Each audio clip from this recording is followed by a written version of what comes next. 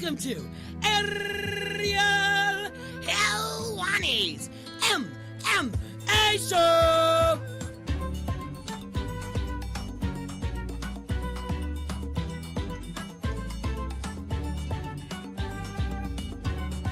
Back in your life on this Monday, November 4th, 2019. Hello again, everyone. I'm Ariel Helwani. Hope you're doing well. Do we have a lot to talk about or what on today's show? Holy smokes, since we last said goodbye last Monday, so much has happened in the world of MMA, and we have a star-studded lineup for all of you. Just think about all these things that have happened, because I actually wrote this down, because the last 7 days have just been absurd. So we said goodbye last Monday after those two conference calls. Remember, we thought for a second, maybe this fight wouldn't happen, but it seemed like, the Nate Diaz, Jorge Masvidal fight, we thought maybe it wouldn't happen. And then conference calls happen. All right, so we start to feel good, like we can move on from this whole thing.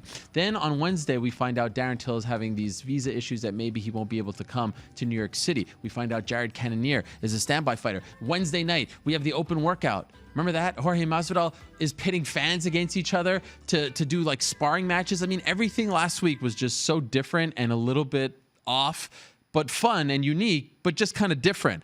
Till arrives on Thursday. On Friday, we have the weigh-ins, and Kelvin Gastelum is like just chilling on his coach Rafael Cordero's shoulder, uses the shoulder maybe allegedly as a crutch, elbow on shoulder. That was wild. Then they unveil this BMF belt, $50,000, and they have this whole big to-do with the gloves and everything. They don't even treat the real belts like this. Unbelievable. Then The Rock shows up and announces this movie, Mark Kerr, all this stuff, and that's quite the scene. Stu Gatz from Le Batard Show fame, he walks up with Jorge Masvidal. Nick Diaz shows up with Nate Diaz at the face-off. They're going toe-to-toe. The Rock is up there on the stage. Roberto Duran is in the crowd as well to see his guy, Jorge Masvidal. He walks him out on Saturday. The president is in attendance. All these people are in attendance. Second highest gate in UFC MSG history. So much going on. Unbelievable. And then, of course, we get the fight, and we get the stoppage, and it's controversial, and people are a little bit upset. The card was great from top to bottom. It was just one of those nights where it was like, wow, where were you on November 2nd, 2019? Just a very unique set of circumstances. In the end,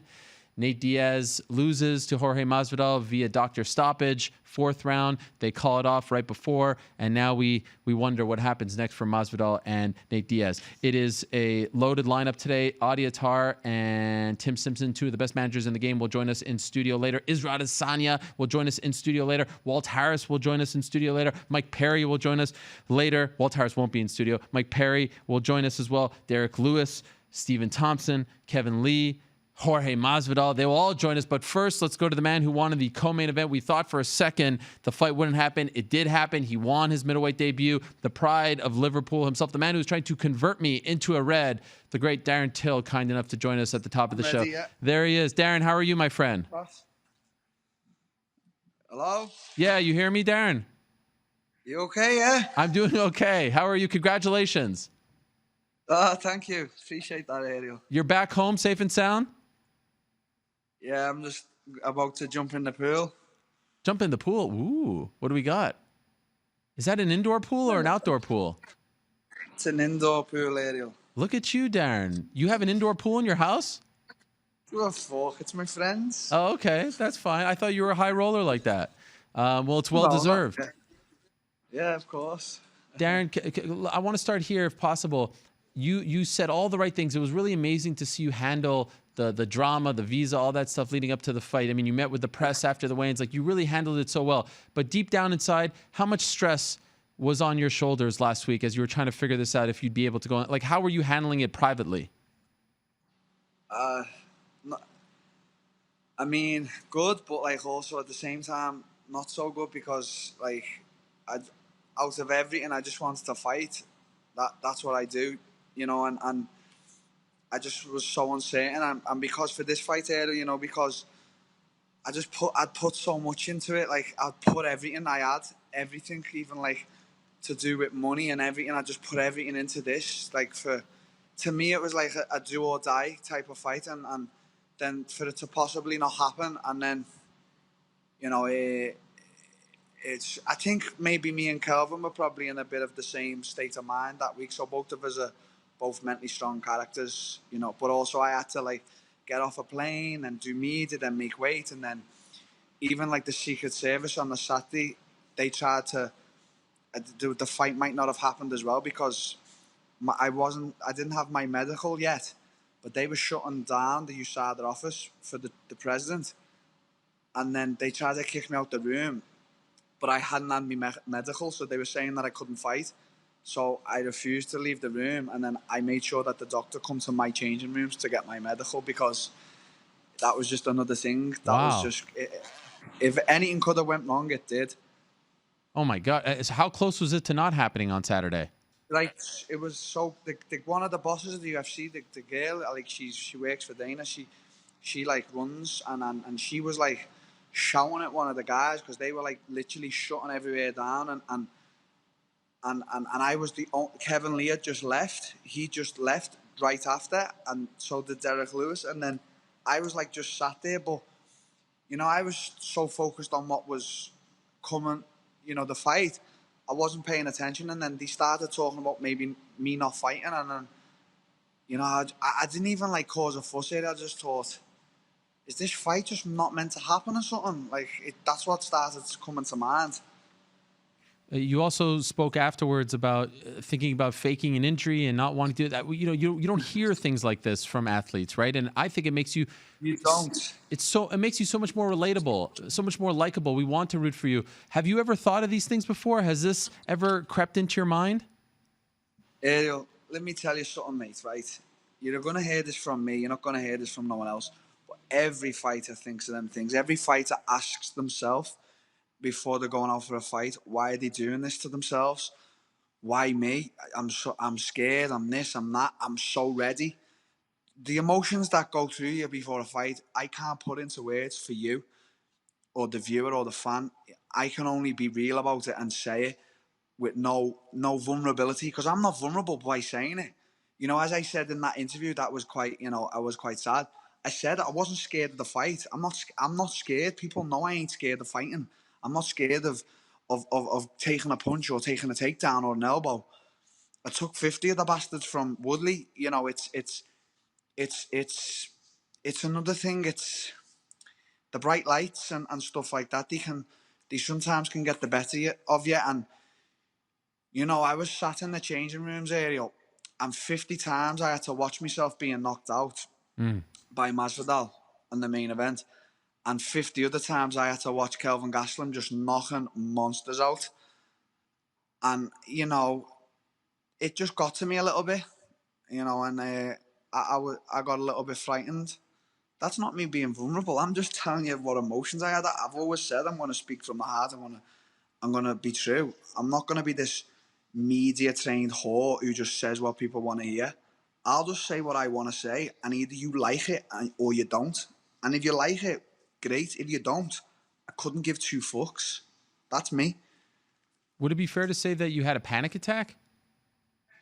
No, I'm very good in the type of situation. Like I know how to control my feelings and how to calm myself down.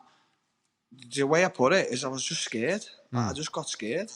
It's just that's it, Ariel. You know, as I said in the interview, I went from being this guy unbeaten, fighting all over the world all my life, to just coming off 2 losses, and you know, my confidence being knocked a bit. And no other fight would have made sense for me at middleweight. I had to fight this bulldozer in Kelvin Gastelum. I had to fight this guy.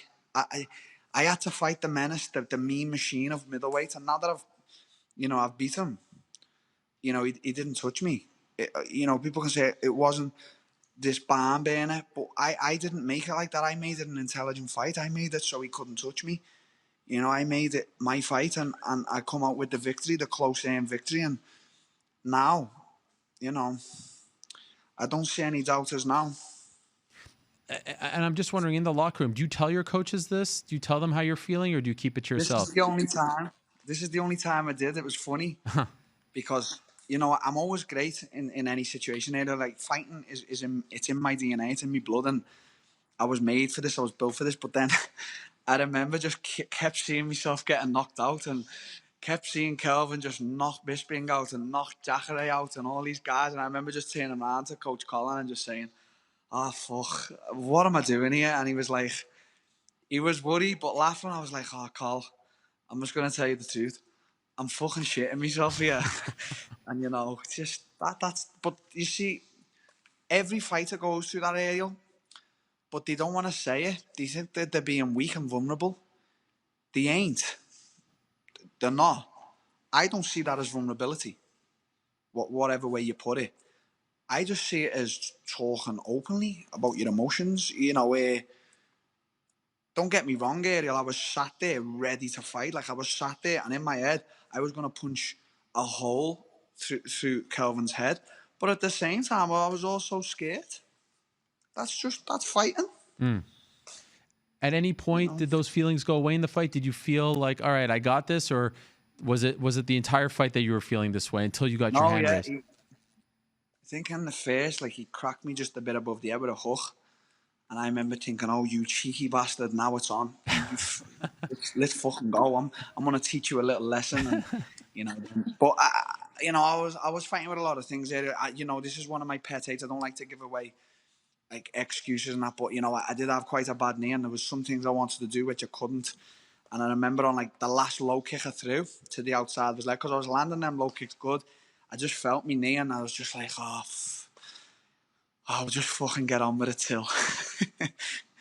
That was the first time that you get your hand raised in well over a year, right? May of 2018 in Liverpool.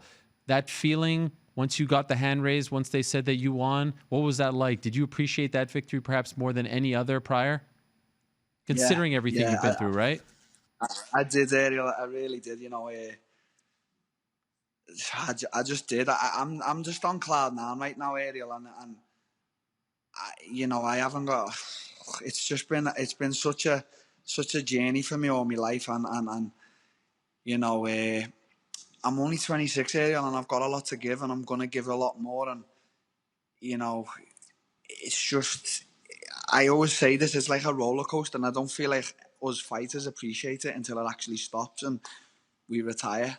I feel like while we're on this now, we don't stop to smell the roses, and it's very difficult to do because you just take everything for granted. I can't imagine being in your position, right? You guys are going into these fights, you're stripped of everything, you're fighting, and then you have to listen to everyone for a year and a half say, you're done, you got pushed too fast. You have to listen to media say, this isn't a good matchup. That has to play tricks on you, right? There has to be days leading up to the fight where you're saying, maybe these people are right? There's a few days, Ariel, where sometimes you can maybe wake up a little weak, and you can let it get to you slightly. But as I said earlier, there's one thing I am a mentally strong person. I can talk to myself very good, and you've just got to remember what you are, and what you know about yourself, and what you believe in, and how you train, how hard you train, what skill set you possess, and if you know all that, and especially if you're comfortable in yourself, area to speak about these things as well. As I said about vulnerability, like I'm so comfortable to say I was scared and not feel vulnerable saying it, whereas a lot of fighters probably feel vulnerable saying it. It's the way some of us are. It's just the way some of us aren't. Some fighters might be watching this now thinking, he's weak. I'm sorry to inform you, but I ain't. Are you done at 170? Probably not.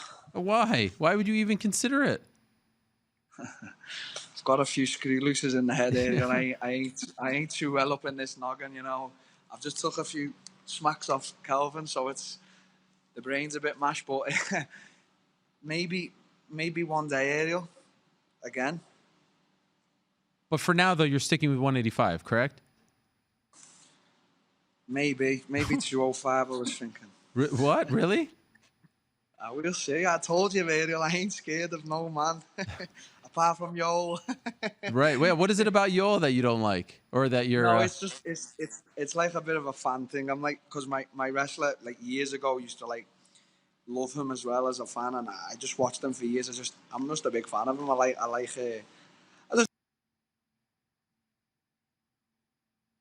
Oh, did we lose him there? I think he was getting another call, or did we just lose him completely?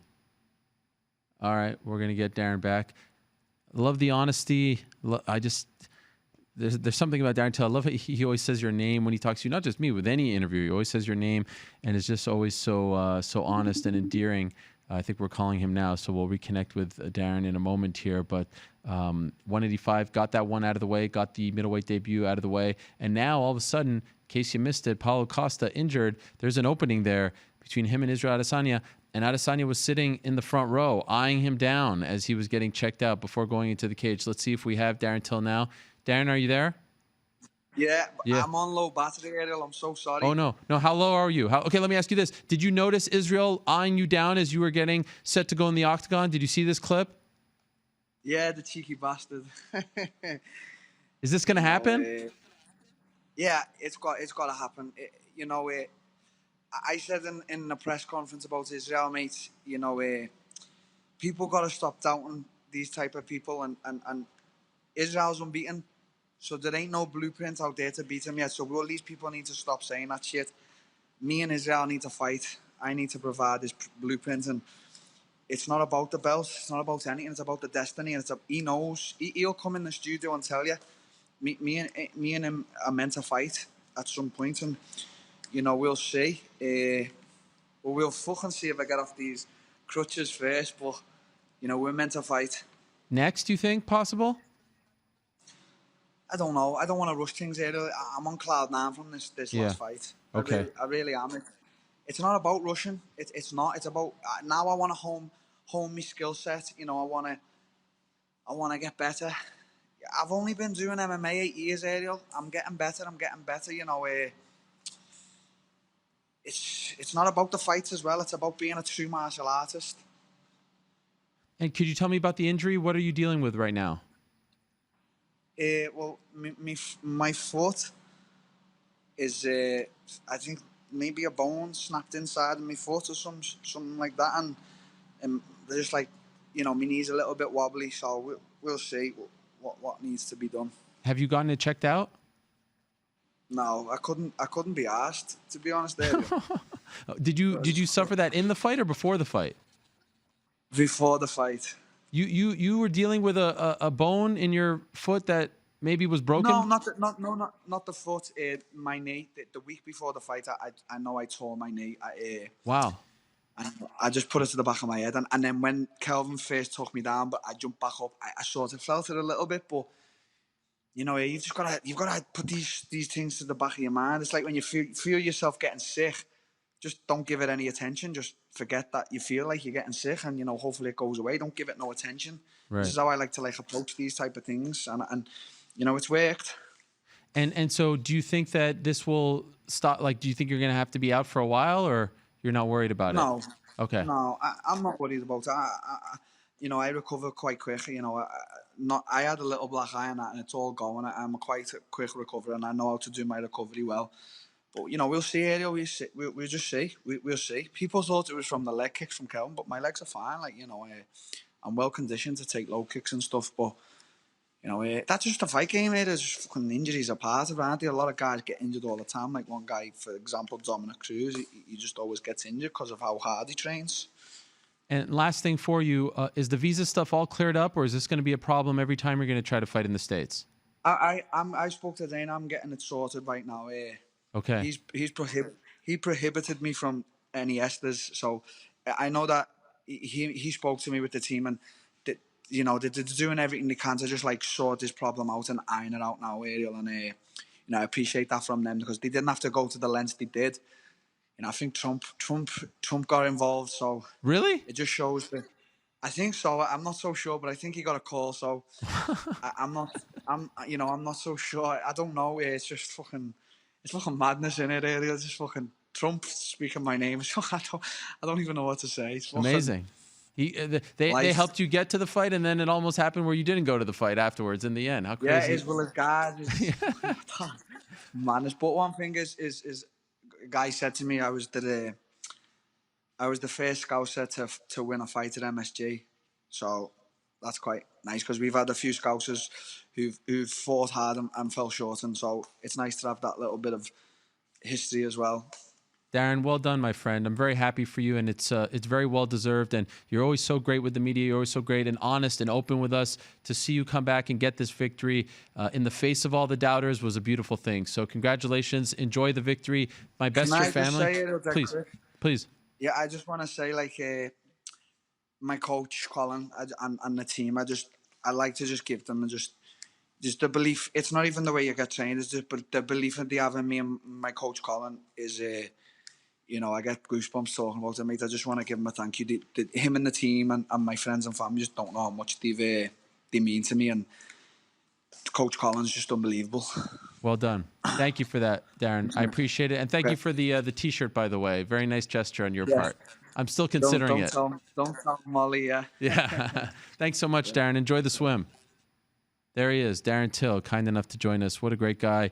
And so very happy for him. Some stats from the fight, courtesy of our friend Andrew Davis of the Sports and Info Group. He was a plus 185 betting underdog, according to Caesars Sportsbook. Second biggest underdog on the UFC 244 card. How about that?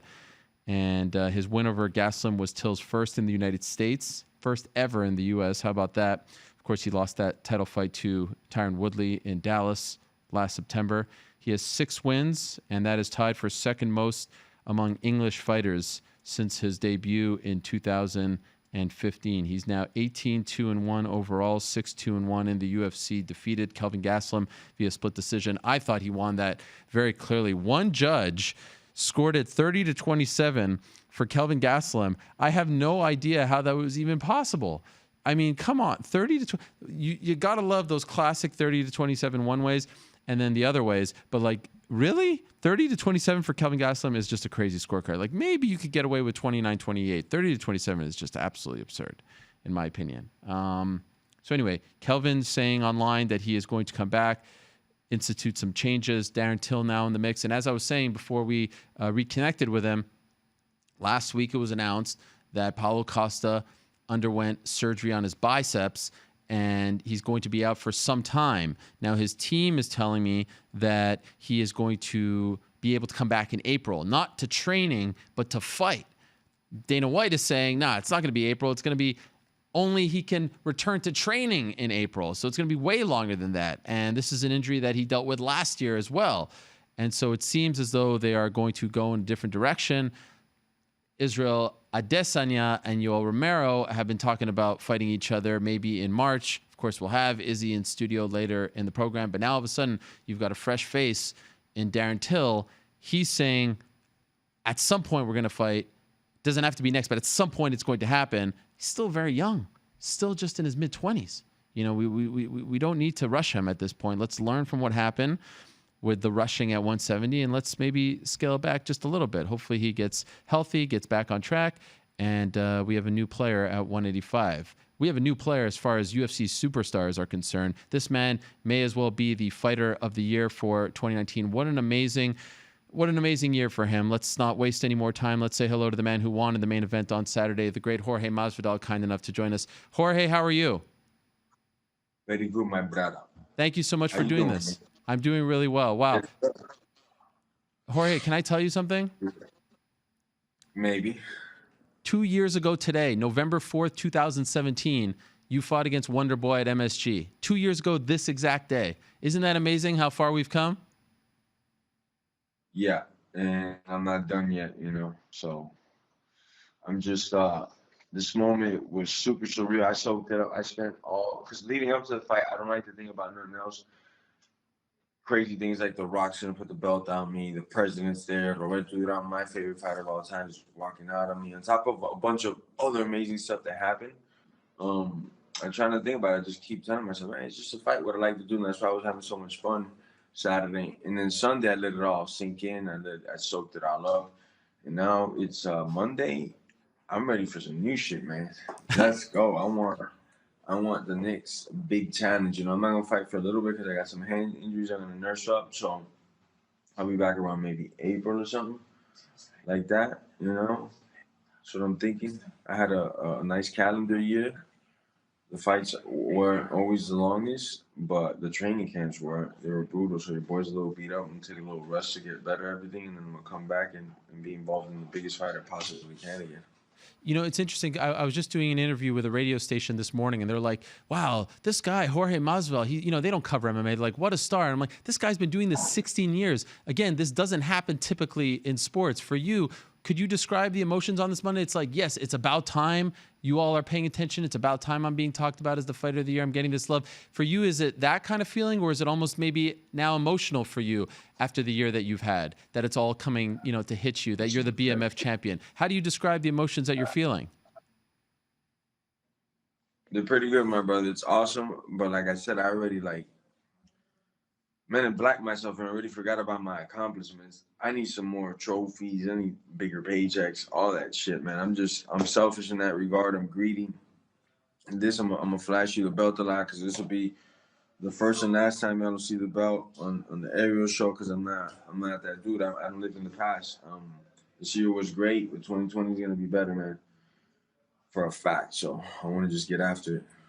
As you were preparing for the fight and thinking about the fight, was that how you thought it was going to go? Did you think it would be that one-sided for, the first round? You almost finished him.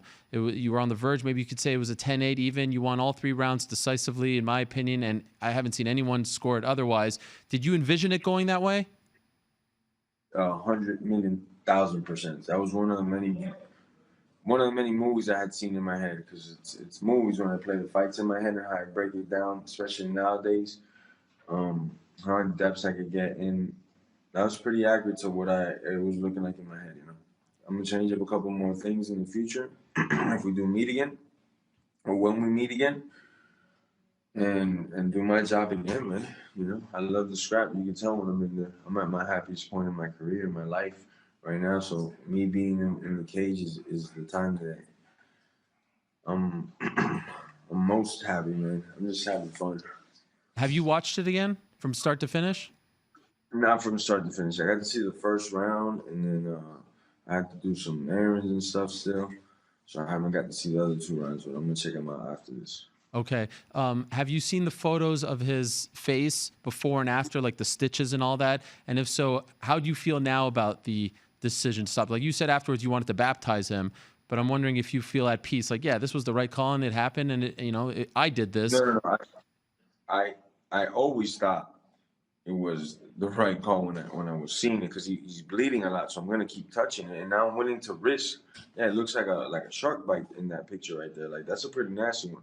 But I'm saying as far as the fight goes, I don't want him to stop it, but I know it's only gonna get worse for him because now I've taken this eye out where you have so much blood coming in at some points that the vision is blurred. I'm gonna keep landing my big hooks on that left side and switching to southpaw and landing big hooks and then playing regular stance and touching back up with my jab, and that's not gonna take a lot of energy from me. Besides me being in great shape, so people talking about the 4th and 5th rounds are gonna be Nate's. Man, I see now there is some radicals in this sport when it comes to the fans, man. Because there's no way your boy here was gonna get tired with that. Because that's disrespectful to me when people say that. Like, nah, he was gonna get tired and gas on the 4th and 5th. Motherfucker. Fuck you, I bust my fucking ass every day so I don't gas out in the 4th and 5th. So that's one of them fucking, you want to piss me off and get slapped up, you tell me that shit to my face, man, that I'm going to run out of gas. I'll slap the fucking shit out of you, man, and I'm not talking to Nate Diaz, man. I'm talking to like the fans and stuff that are like out there and even the media and the journal. When the fuck have I gassed in the 4th or 5th round, And what I mean, I'm not going to slap Nate is because we're going to fucking fight about it like men, We'll get back in and throw down again. Because that's a badge of honor and pride for me. I'm not gonna fucking gas in the 4th and 5th round. What the fuck is wrong with you guys, man? What the fuck is wrong with you fuckers these days, huh? I'm a gas in them. Have you seen me? Have I been stopped in the UFC or submitted or KO'd? Huh? You're pretty good with stats, have I? I don't believe so. I don't believe so. Doesn't sound. Well, no, like 100%. I'm not looking at your. No. I'm not looking at your record right now, but I never been KO'd, and I never just fucking took in a backseat to anybody. Winning or losing, I'm coming from him. I'm a fucking dog. Dogs fight in the 4th and 5th round. My nickname right here, my first tattoo I ever got because I knew I wasn't gonna have no regular job. I got this shit. I was like 17 or 18 years old, and back then neck tattoos were cool. So this was like yo, I'm getting this because this is what the fuck I'm gonna do the rest of my life. Game bred, and if you look up game bred, I'm never gonna fucking gas in no 4th and 5th round, man. Disrespecting me like that, man. It was inevitable. You were up 3-0. It was going to be 5-0 in your mind. In my mind, I was going to get the stoppage. I set up a lot of the ground foundation for bigger attacks. It's not that I had a master plan in the 4th and 5th. I was just laying down my work. That's why a lot of the fighters or the commentators were seeing what I was doing to set it up for the later rounds. Nate is a fucking dog, just like I said to you. You literally got to kill that motherfucker, bro. Because I hit him with shots that I folded other people like lawn chairs that are bigger, stronger men you would think. And this dude is just like, bro, you got to kill the dude, you know? And I was willing to oblige him. You know what I'm saying? The world is yours now, right, Jorge? You got all the options. Everything is. What's that? Pretty fucking much, man. As far as fighting, yeah, there's a lot of things I got to get accomplished that I still want to do. But yeah, the world is mine, man. It's been mine since before the Till fight. It was already mine. When they come to you and say, "Okay, what do you want to do next?" Do you know what you're going to say? Well, they already know, and if they didn't, now they know I'm gonna need a little bit of time. I told the UFC they know I wasn't gonna fight this year no more, and I was just gonna fight next year. But huge opportunities came up, and I said yes to each and every one of them. And you know, now my ass is here because I'm a gambler. I didn't have to fight. We were promised a title shot after the Ben fight, so I could have just chilled out and not fought. Let somebody else step in, but that's not me. I'm a gambler. I had a little bit of hand trauma going into this fight, so I'm gonna heal that bad boy up, get it to 100%, come back and break somebody's face. Okay, and is it broken or is it just injured and you just need some time? The hand. Say what? Is the hand broken? Nah, ligaments are just busted up. You know, it's worse. But now the hand's not broken. I kind of messed it up some time ago on one of the training camps in the Ben Askren camp. I kind of jacked up my hand a little bit. Okay. And thank God it didn't get worse, but it is a camp, so it got a little beat up. But in this camp, going into this fight, the hand was beat up. So I was like, man, I just want to, after this, I want to take a little bit of a break. I have 3 stoppages this year, my brother. That's All right. 3 ranked opponents. I broke the world's fastest man record. And I separated myself from the pack this year at my weight class. I'm not talking about other weight classes. There's some killers in our weight class. I'm talking about mine, though. In mine, I've laid down the groundwork. You know, I got more KOs this year, in 1 year, some of the most violent KOs you've ever seen in your motherfucking life, brought to you by one person in 1 year, than these so-called motherfuckers have done their whole career in the UFC. Now, you know exactly who I'm talking to. I'm not going to make him famous because there's a lot of people watching me right now. I'm not going to mention those bums.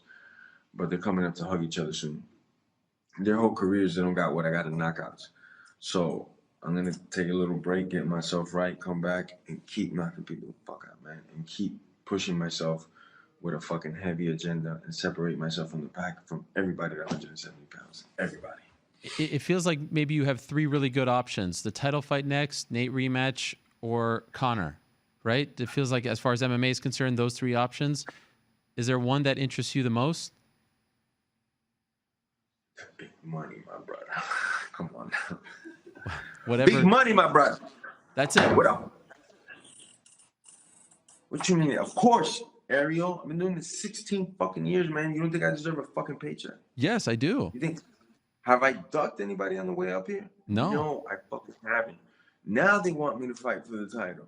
Well, it's gonna come on my terms. Oh, now they want me to fight so and so and so. So I have a management team. I have a motherfucking firm of game bred motherfuckers, but on that side of the world, that are the dudes that are only using this shit, they get me the biggest money possible. So that's exactly what'll happen. The UFC doesn't talk to me, they talk to my management company, because that's what the fuck they went to school for, and that's what they do for a living. So they're gonna give me the biggest paycheck possible against who it may be, and that's who'll get baptized. Did you hear that For the rest of the division calling me out and stuff, and everybody wanting to fight, yo, wait your turn, man, because I love to fight. I will whoop your ass when deemed, but I need to get this first, man. Did you hear that they delayed the Canelo fight?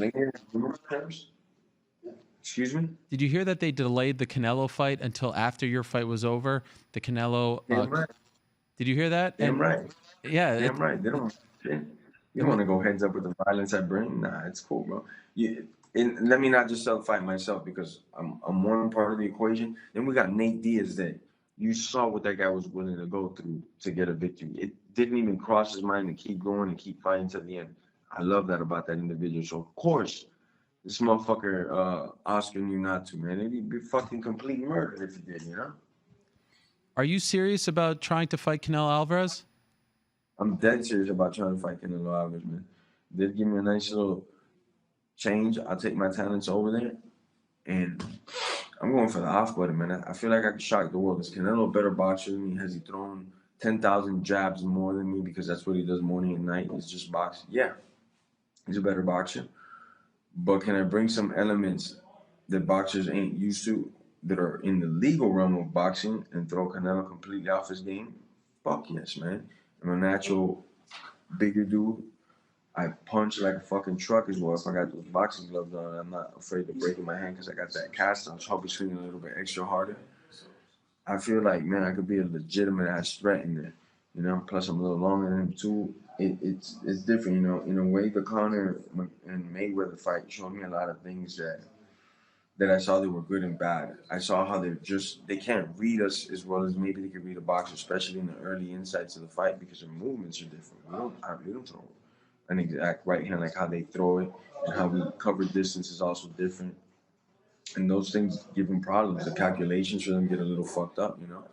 And I think I could throw in enough wrenches in the system that I could tag Canelo and put him on his ass, you know. I'd be going for the knockout, obviously, if I fight him. There's nothing else, you know. And this is not to disrespect Canelo, because I think the dude's a beast, man. I think he's a stud. It'd be an honor to get in the ring with him. But he did say some shit like no MMA fights would be a challenge and this and that. I beg to differ, my brother. I would really love to be the guy to try to end this fucking face, you know, just destroying him, man. Just erase him.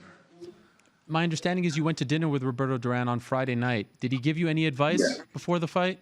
Yeah. We were talking before getting to the restaurant. Then at the restaurant, man, Duran's just a fucking wild man, boy. Just dropping stories on us, and man, you gotta love that dude, bro. Wow, it's fucking wild, man. It's a real cool time to be with that individual, man. He's my favorite fighter of all fucking time. You know, since I've been a kid, I've adored his work, man. And it's crazy that sometimes when you're a kid, you don't really like, oh, you might like somebody, but you didn't really know him through and through. As I got older, I just kept like, man, this is the dude, bro. This guy's a fucking killer in every aspect, man. And I saw some pictures of The Rock talking to you backstage after the fight. What was he saying to you? He's like, man, I don't like that Ariel Helwani dude. How do you put up with him? I'm like, man, he's a cool dude. You just got to get to know him. He's like, man, I couldn't do it, but I have body shot. I give him the people's elbow. I was like, nah, bro, he's not that bad. Thank you. Rock. Thank you for having my back. I appreciate it. We've been through some. There it is. There's the moment right there. Did he give you any advice about what's to come? A lot of big things are coming your way. Oh, he gave me a lot of advice. I'm not going to sit here and tell you because he told me on this on the personal level. So I'm not going to sit here and give out the wisdom that he gave me because I fucking work hard for it. You know what I'm saying? Sure. I understand that. But what a scene, right? Your favorite action star, your favorite boxer, MSG, the first belt. I mean, it's just unbelievable how it's all coming up for you. I couldn't think of any of that stuff before the fight. I kept like, man, so maybe in the interview and stuff, I might have even been downplaying. I'm like, oh yeah, it's cool. Oh, and also the president came to see yours truly, man. What's up? Are you the 2019 Fighter of the Year?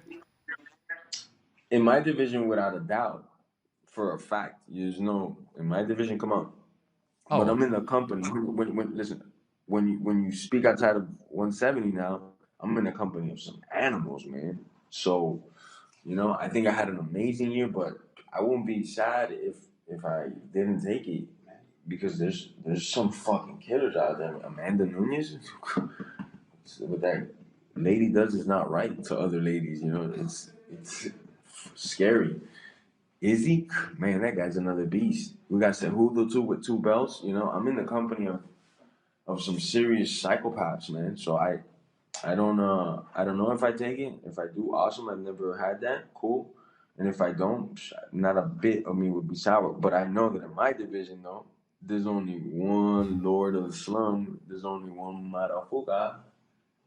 One of one, you know. So in my division, ain't a doubt in my motherfucking mind, man. Okay, and let's end on this if we can. You know, Nate was very upset after, as you can imagine. He was like, you know, I would do the same. I would run it back if it ended like that. Can you say definitively, maybe not next, but at some point you guys are going to fight each other? Do you want that to happen as well? I want if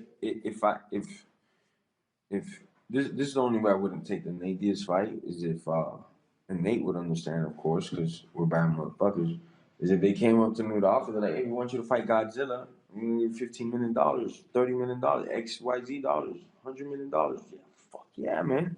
Because we're still gonna run it back, Nate. You're gonna be there, and you know I'm gonna fight. I love to fight, so we're gonna do it back. That's the only way. If not, then we're running it right back. Fucking tomorrow, I don't know.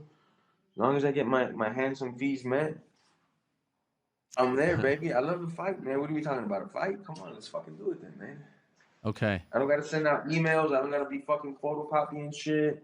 I don't gotta be scrubbing no dishes. Nah, right? It's just a fight. Okay, I'm in. Let's do it. What did your dad say to you after the fight? Did you have a moment with him, considering everything he's been through?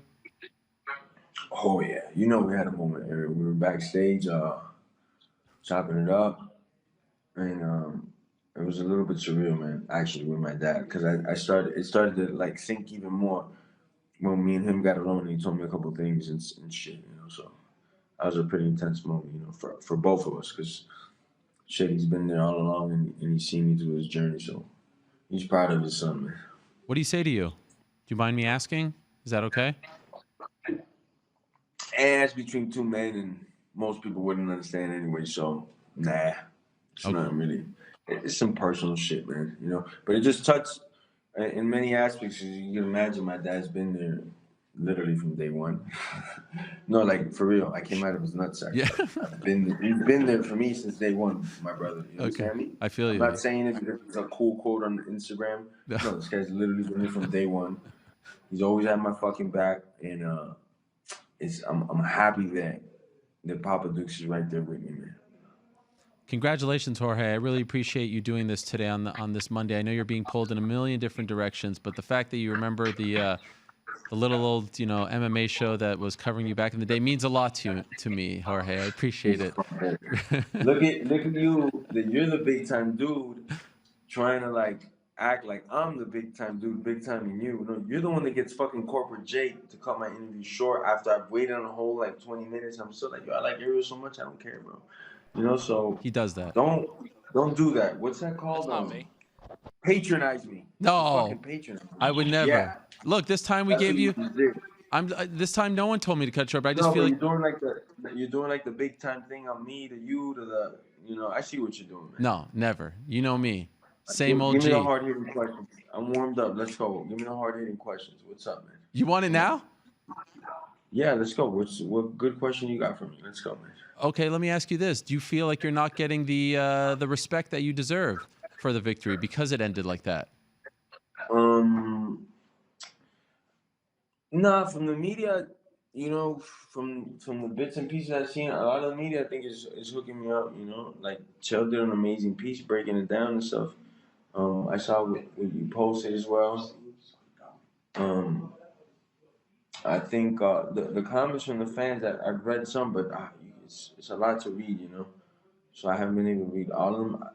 The general consensus that I saw is that everybody was happy. Just some radicals that are like, hell no, he was gonna fucking gas out in the 4th and 5th. Okay, whatever, it's fucking keep smoking meth, man. I don't know. What about? I wasn't gonna gas no rounds, motherfucker. I don't know. Fuck, I gas, man. You want to take a backseat to somebody? What about this tweet from Conor McGregor? Hey, Burger King, could I get a 3-piece with a soda and a side of chicken box, please? Loads of salt and vinegar. Thanks. I don't know. I'm guessing because he's a salty ass dude. That's how he gets salty, by asking for salt and vinegar at the drive-thru. Because I've never asked for salt and vinegar at the drive-thru. Because the French fries usually come pretty seasoned. I mean, maybe sometimes I'll get French fries, but that dude wanted to make a point that he asked for salt. That's probably why his levels of saltiness is so fucking through the roof, man. Because that dude just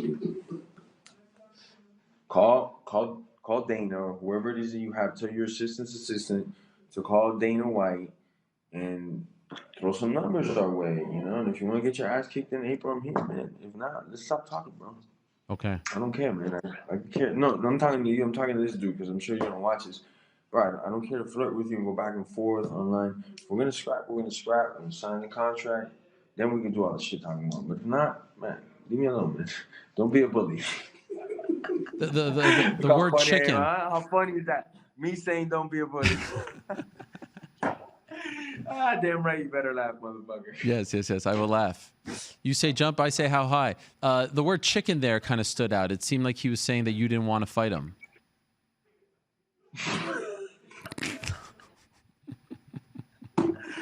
You guys are some funny people, man. Yeah, I don't want to fight that guy. He's so scary, bro. He's so scary, man.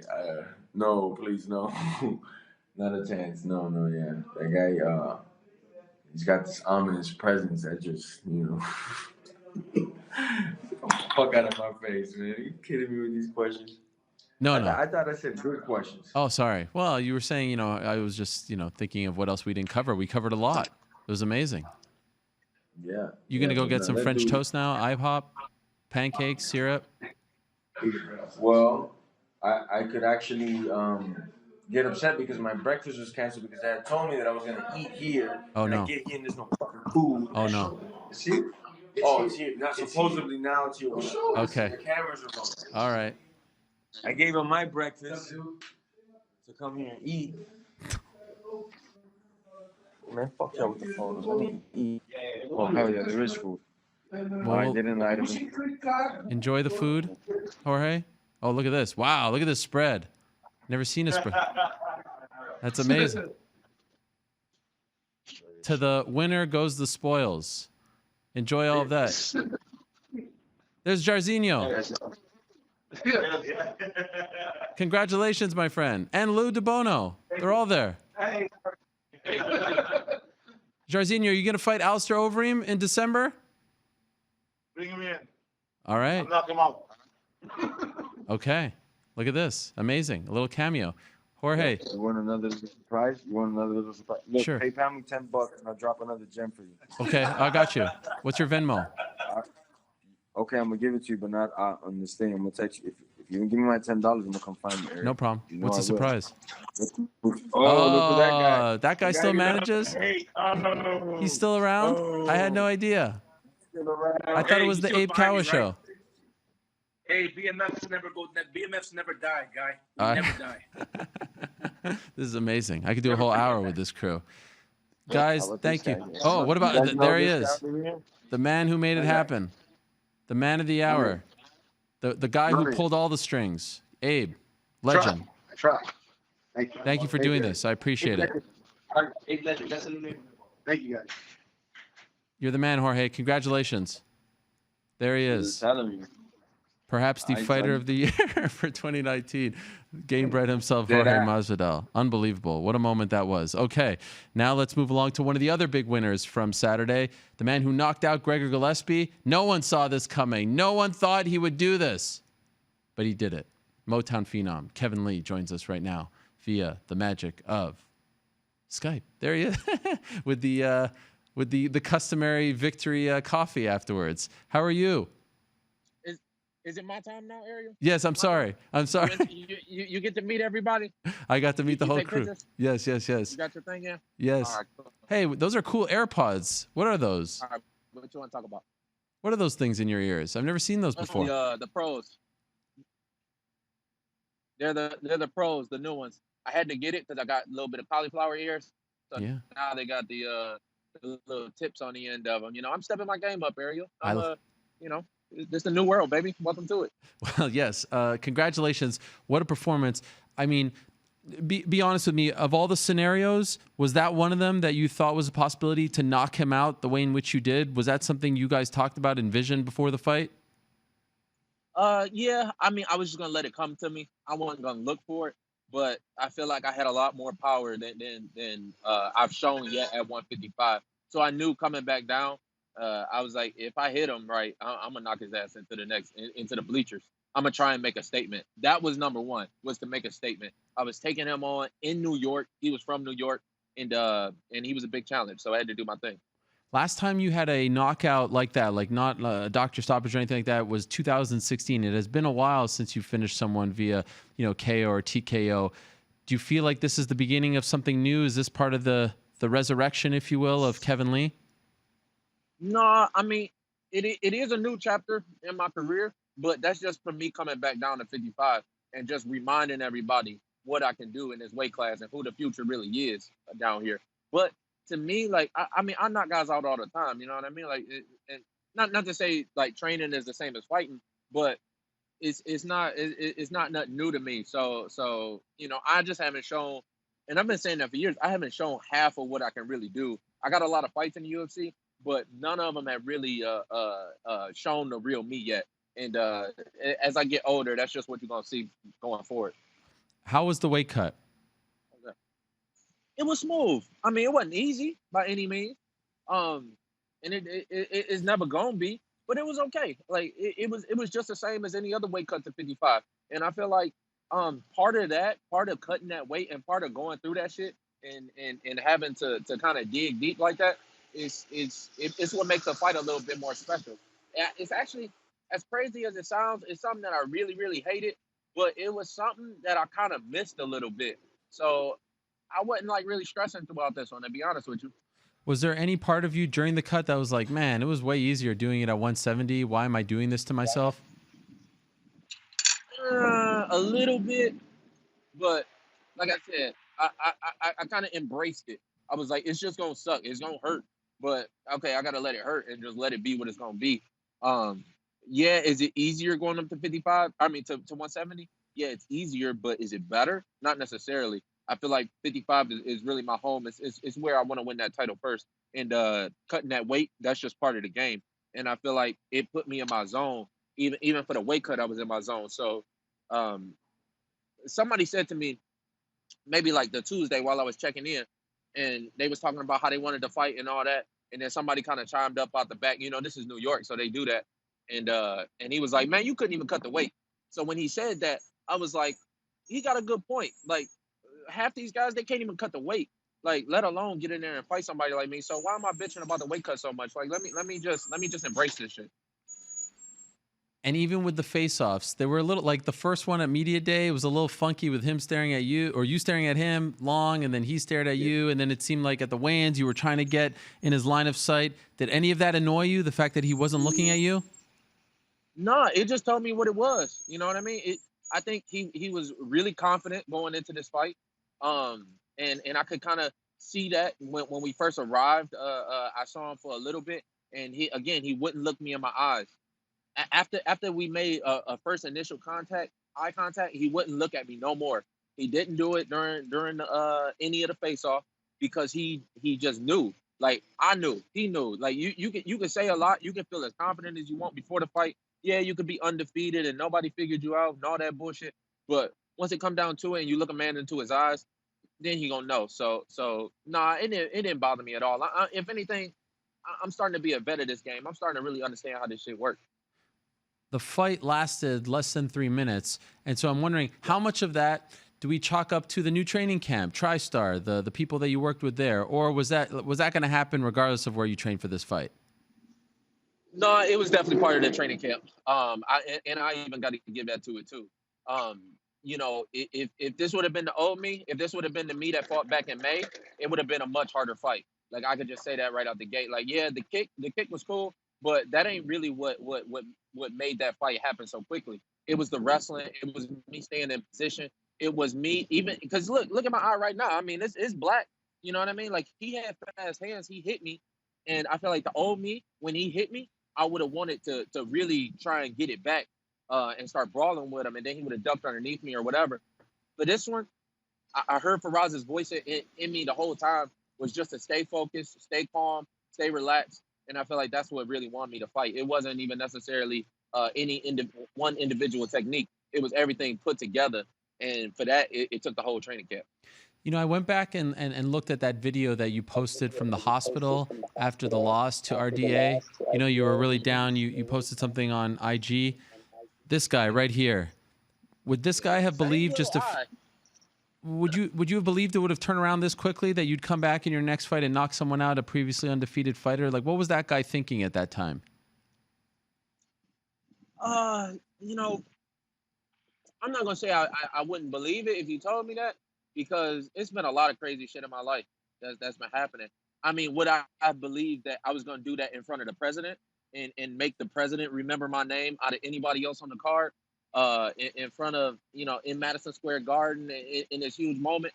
Now that part, I would have been like, okay, maybe you might be pulling my leg a little bit, but to actually come back and do what I did, no, there was no doubt in me. Like I knew when I made that video, I knew that I needed to make some changes in my training camp and in my life, and I kind of knew that before the fight. Even I just tried to gloss over it. I just tried to go harder. I just was like, okay, let me just push 10 times harder and try and wear RDA out. And in the process, I ended up wearing myself out.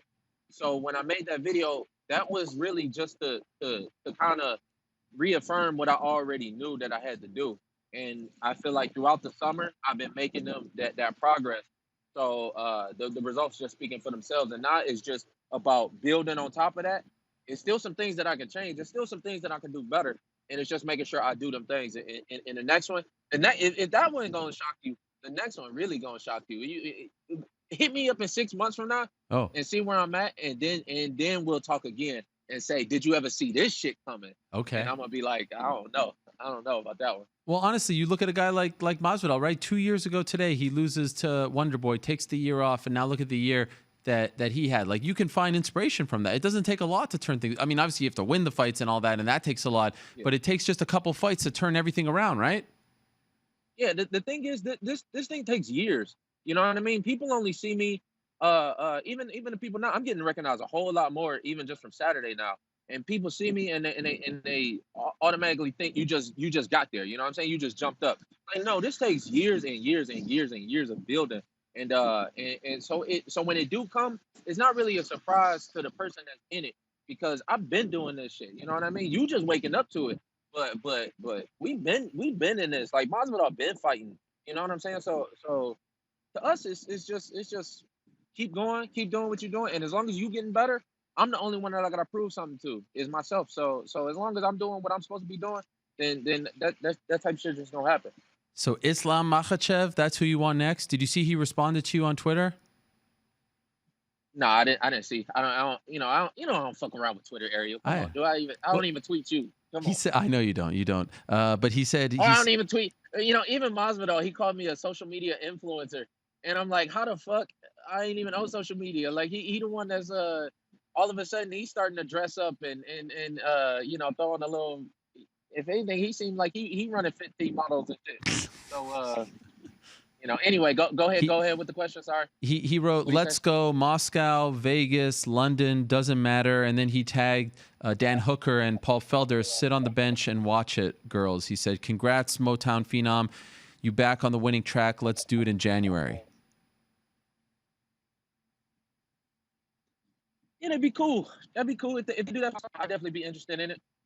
He should have got on board when he could, and we would have fought this week coming up. That would have been a little funner for me. But if he won January, sure, yeah. I mean, like I said, it's so many good fights here at 155 that I'm not even about to pick and choose like that.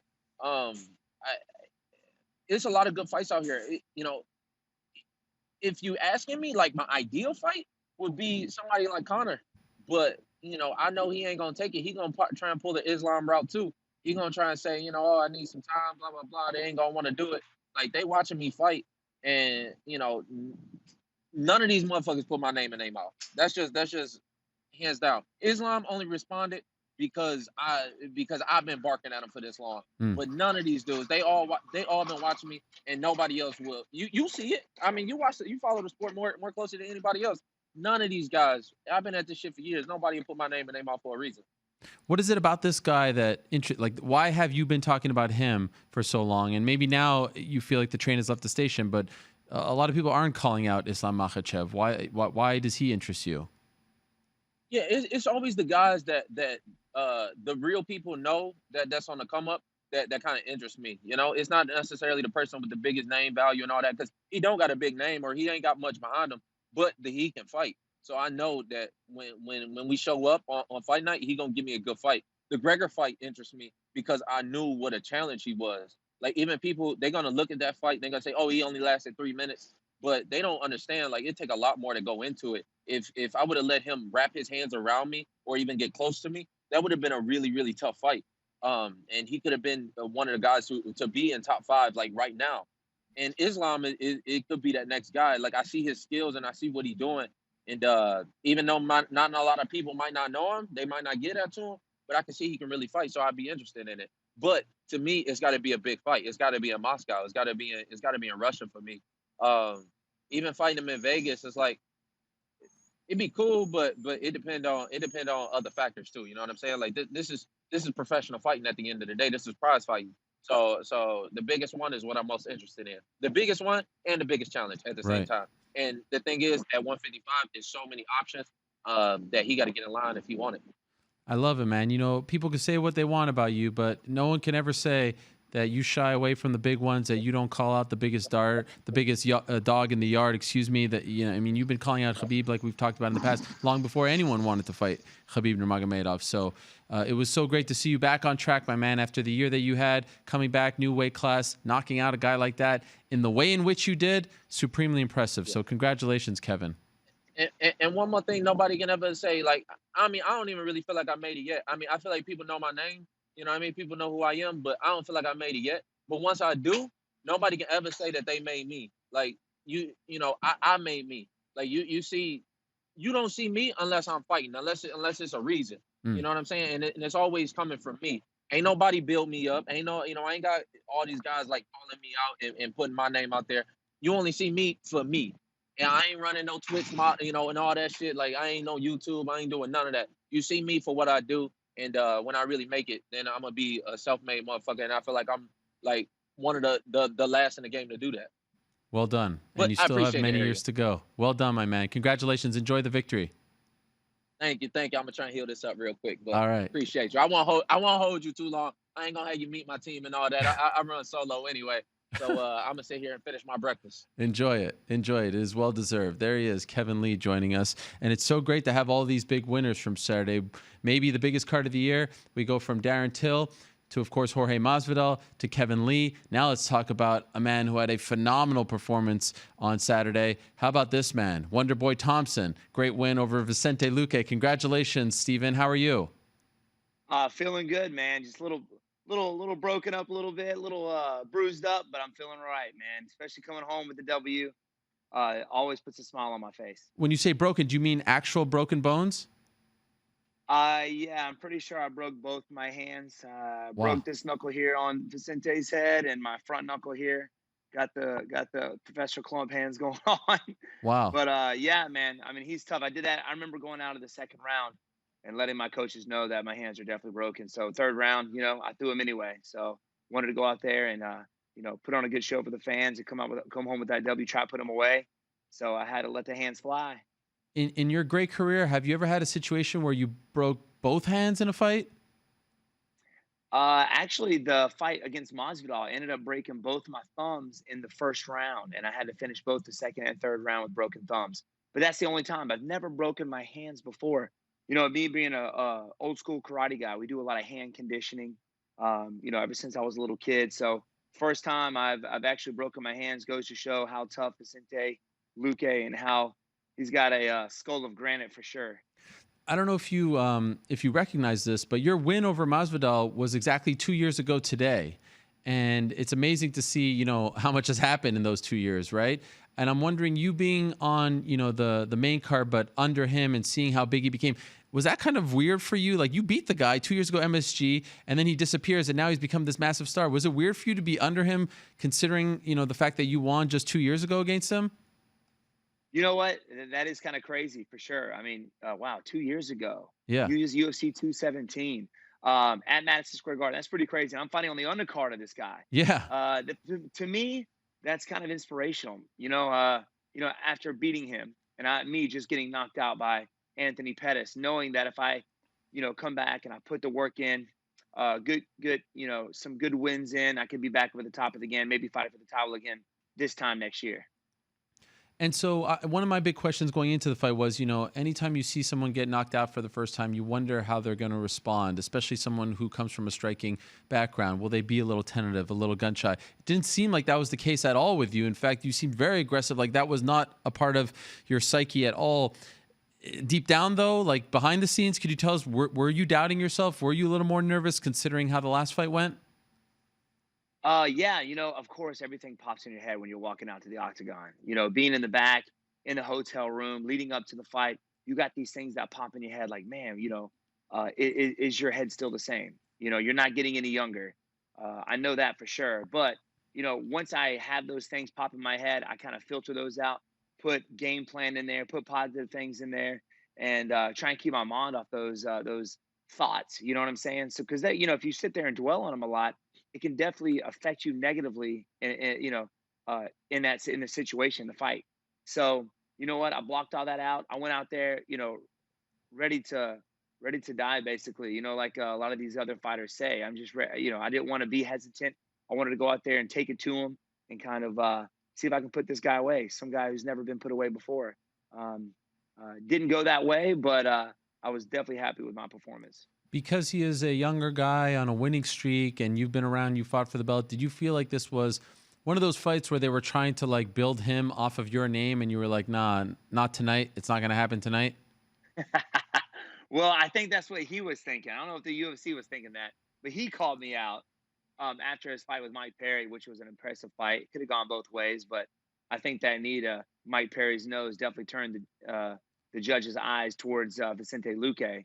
But he called me out. You know, I was in his shoes not too long ago, not ranked, moving up the rankings, trying to fight somebody in the top five. I remember trying to get fights with Jake Ellenberger, Johnny Hendricks, and I wasn't even ranked at the time. So I was in his shoes. So you know what? I gave him the opportunity, but I knew deep down, like, you know, this guy, I'm not giving up my spot.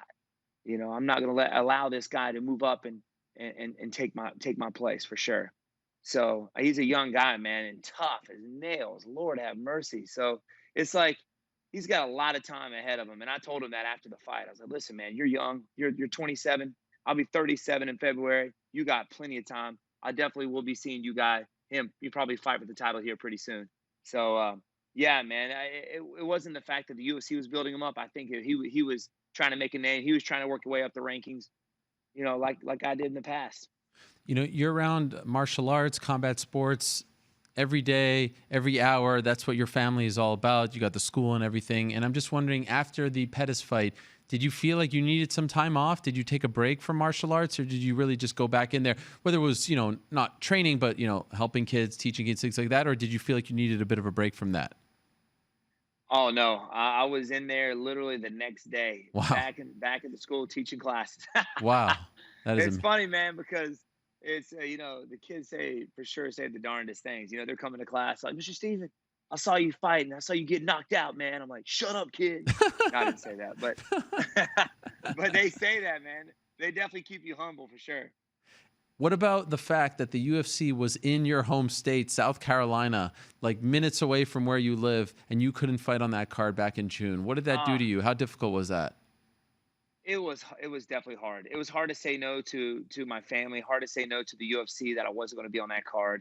You know, me and my dad worked really hard to try and get them to come to South Carolina. It's a great venue, a lot of fans here in South Carolina, but wasn't able to make it. But I was there, you know, not in the octagon. I was definitely there cage side, and hopefully hopefully we'll get them to come back some other time, and I'll be able to headline that. But it was definitely heartbreaking for sure. A lot of people were disappointed. Do you think you'll need surgery on your hands? I hope not. I'm literally praying that I do not have to have surgery on my hands. Maybe not so much this one, but this one here, I can kind of feel that the knuckles kind of back a little bit. So keeping my fingers crossed. I've met a few guys with some broken hands and didn't have surgery on it, and they got where the knuckles are kind of sunk into the hand. I definitely don't want that. I want my hands back to where they were before. You know, maybe after my fight career, I can be one of those hand models. You know what I'm saying? Yes. But like, But I hope not. I hope not. how are you walking around without it in a cast right now? Oh my goodness, I definitely took some leg shots for sure. Those little calf kicks early off, I felt them a little bit, but they didn't scare me at all. I checked a lot of them, and I know going into the fights, most guys are going to want to kick my legs to try and slow me down. So a lot of leg conditioning, a lot of shin conditioning. Yes, it's hard to walk, but that's part of the game. And after every battle, I always have some kind of injury, nagging injury. But to be honest with you, I love it. I love that feeling after a battle, man. And you got these wounds. It lets you know you're alive. You know, you put everything in to preparing for the fight. You went out there and gave it all during the fight, and these are the rewards that you get. It's an these amazing bumps and thing. bruises. Well, now, are you going to go get it checked out today? The hands? Yes. Okay. Yes, that's the plan. So we talked to the doc, the UFC docs. We want to, got to get X-rays on my hands. I think my left leg, and see where we go from there. So hopefully I won't have to have surgery. Definitely keeping my fingers crossed for sure. Okay. Well, it was great to see you back in there in the winner's circle, getting your hand raised again. Great comeback fight again. I guess there's always questions after a knockout loss, but man, you put all those questions to bed. I mean, it was just an amazing performance against a really tough guy, like you said, in Vicente Luque. And I loved what you said about him afterwards as well in the cage. Always very gracious and humble in victory and defeat. So keep doing your thing, my man. Always great to have you on the show, Steven. We appreciate it. And I hope for your sake you won't need surgery and you heal up very soon. My brother, I appreciate it, my friend. Always a pleasure, Ariel Helwani, and all the fans out there. I appreciate it, guys. All right, there he is, one of the nicest human beings in the history of MMA, the great Steven Wonderboy Thompson. Great win for him. So we've talked to Darren Till today. We've talked to Jorge Masvidal today. We've talked to Kevin Lee today. We've talked to Steven Wonderboy Thompson.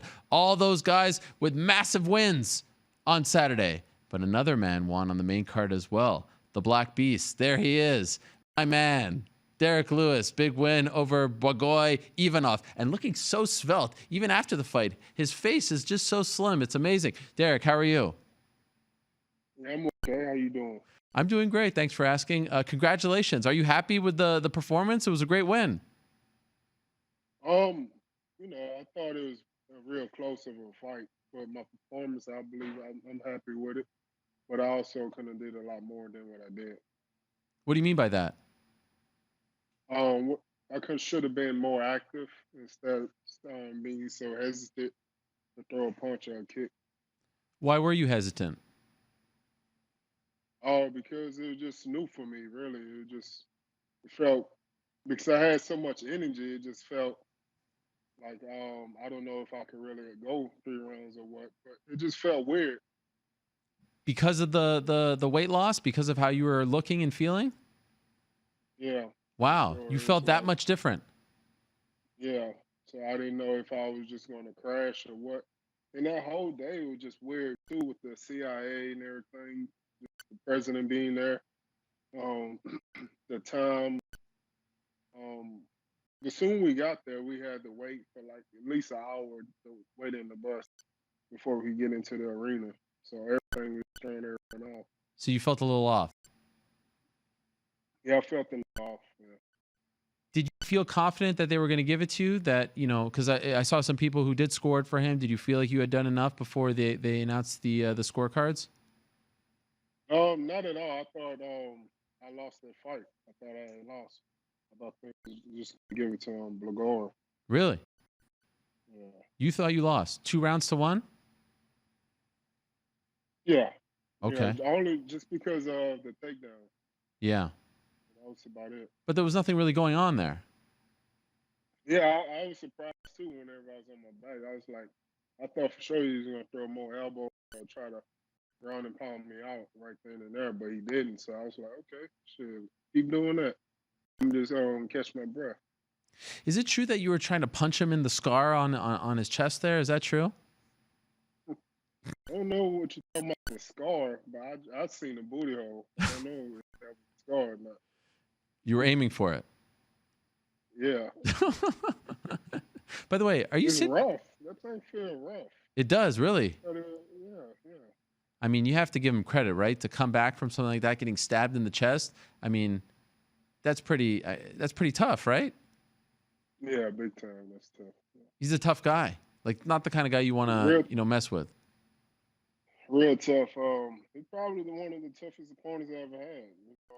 Him and Mark Hunt and Big Country. You can hit them guys with everything. They still keep coming. Yep. Are you sitting next to a fireplace over there? Yes, it's kind of chilly in my house. Wow. You've come along. I feel like we should do a side by side of the first time you ever joined us via Skype and what it looked like and now. Like, look at this. It looks like you're in a palatial estate. Yeah, basically I am. Almost 6,000 square foot home. Damn. Almost. In the Houston area? Yeah. Okay. What's the neighborhood called? I can't tell y'all. Like, what's your neighborhood called? Well, I just wanted to know if it was like one of those hoity-toity neighborhoods, you know? If you were still like staying true or you kind of moved out. Oh no, I moved out. I've been moved out. Yeah, that's right. By the way, how's your wife's nail salon doing? Yeah, everything's going good. Everything's doing good. Next week I'm gonna buy another rental property. Wow. Rent it out. So yeah, my goal now is to every fight I buy a little a home and rent it out. Every fight. How many do you have so far? Right now we have 4. You have 4. Wow. And so you got that. How many cars do we have? I think it's 5 or 6. Wow. And all like sports cars, right? Or for the most part? Yeah. Hmm. Amazing. You're living the good life. You made it. Yes, I'm doing okay. Yeah. Doing okay. And what about being back at Madison Square Garden a year after the title fight? Like actually fighting there. I know we talked about it before, but actually being back in the arena, what was that like for you? Did it bring back memories? Oh, not at all. It had a different feel to it. It didn't seem like I was in Madison Square Garden. Just felt like just a normal arena. It just had a different feel to it. I guess because I didn't have that much pressure on me like I did last year this time. Yeah. In hindsight, that was a lot. Yes. Speaking of side-by-sides, I think we actually whipped something together here. This is you. Okay, so look at you on the left. That's you before Dos Santos. And look at you a few months later before this fight. Look how differently. I mean, you weighed the exact same, but there are levels to 265. There are differences, right? Like no love handles, no nothing. That's incredible. Do you see the difference? Do you feel it? Yeah, it's crazy. Even in my cheekbone, you can see my cheekbones. Yeah. First, couldn't see anything. You just see pre-stage of diabetes. And now you can see it. It's amazing. The crazy thing about it is you weighed in at 265, but it was just a completely different 265. Yeah, because I didn't cut weight for this fight. I lost weight. And so, like, after the fight, I still was like 265. Like, right now, I'm like 268. And I just had actually Whataburger just now. I just ate some Whataburger. There's like 20 people in line right now at Popeye. Oh, no. So I just had settled for Whataburger. So your card doesn't allow you to cut the line? Oh, I didn't bring that through there. Why not? No. I go inside and do it, but it was just too many people there. Oh, okay. And I didn't want to like be bothered, and I didn't want to take pictures with people, you know, the common folk. Yeah. Right. Yeah. Did, the peasant. Yeah, come on. You know, bougie beast, huh? Bougie beast. That's who you are. I mean, listen, I didn't want to say it, but here you are joining us next to your fireplace. You got this beautiful background here. I mean, you might as well be in like you might as well be in the White House. Look at you. It's amazing. Yeah, it's okay. It's all right. Yeah. I'm making a good living. I'm just happy that I can still continue to do that. And so being, you know, like being back and feeling this way, I would imagine after a fight like that, even though you're saying you're feeling good and all that, it's still a little, like you're probably a little banged up on this Monday. You don't look banged up, but just fighting a guy like Ivanov, probably a little banged up on this Monday, right? Yeah, everything's hurting right now. Actually, I'm about to heat up the fireplace, hot tub and get in that. Oh. I got a flight. Yeah, I got a flight at 7:30 tonight to Vegas. Me and my wife, we're gonna stay out there for a week. Got a SEMA show going on, so my truck is in the show. So we're just gonna go out there and relax a little bit. Wow. What kind of show is this? The SEMA show. What is that? The truck show. It's like a truck show, car show. Oh, okay. So you have a like a car that's competing in the show? Yeah, it's one of my trucks. Yeah. Wow. It's all souped up and everything? Yeah. Wow, that's cool. What kind of car? It's a dually, 3500, high country. Okay. So when I heard that you were going to Vegas, I thought maybe like you're going to the PI and like for work reasons. This is all for pleasure. Yeah, it's all pleasure. You know, I'm still not taking it that serious. Okay. I just fall. You think I'm about to try to go working out now? Like how? And they offered me overing, Hmm. and I kind of wanted to fight, but my man, I already knew my coach. He wasn't going to allow me to accept that fight because he knew um, what type of stuff that I've been going through and stuff like that, kind of personal stuff. Oh, And so he was just saying that it's really too soon for me to get back into the cage right now. is everything okay? Yeah, everything's good. Just Yeah, personal stuff. we go. Yeah, we everything should be handled next week. Okay. So we'll know by next week if the offer's still on the table. We'll know next week. Which offer are you talking about?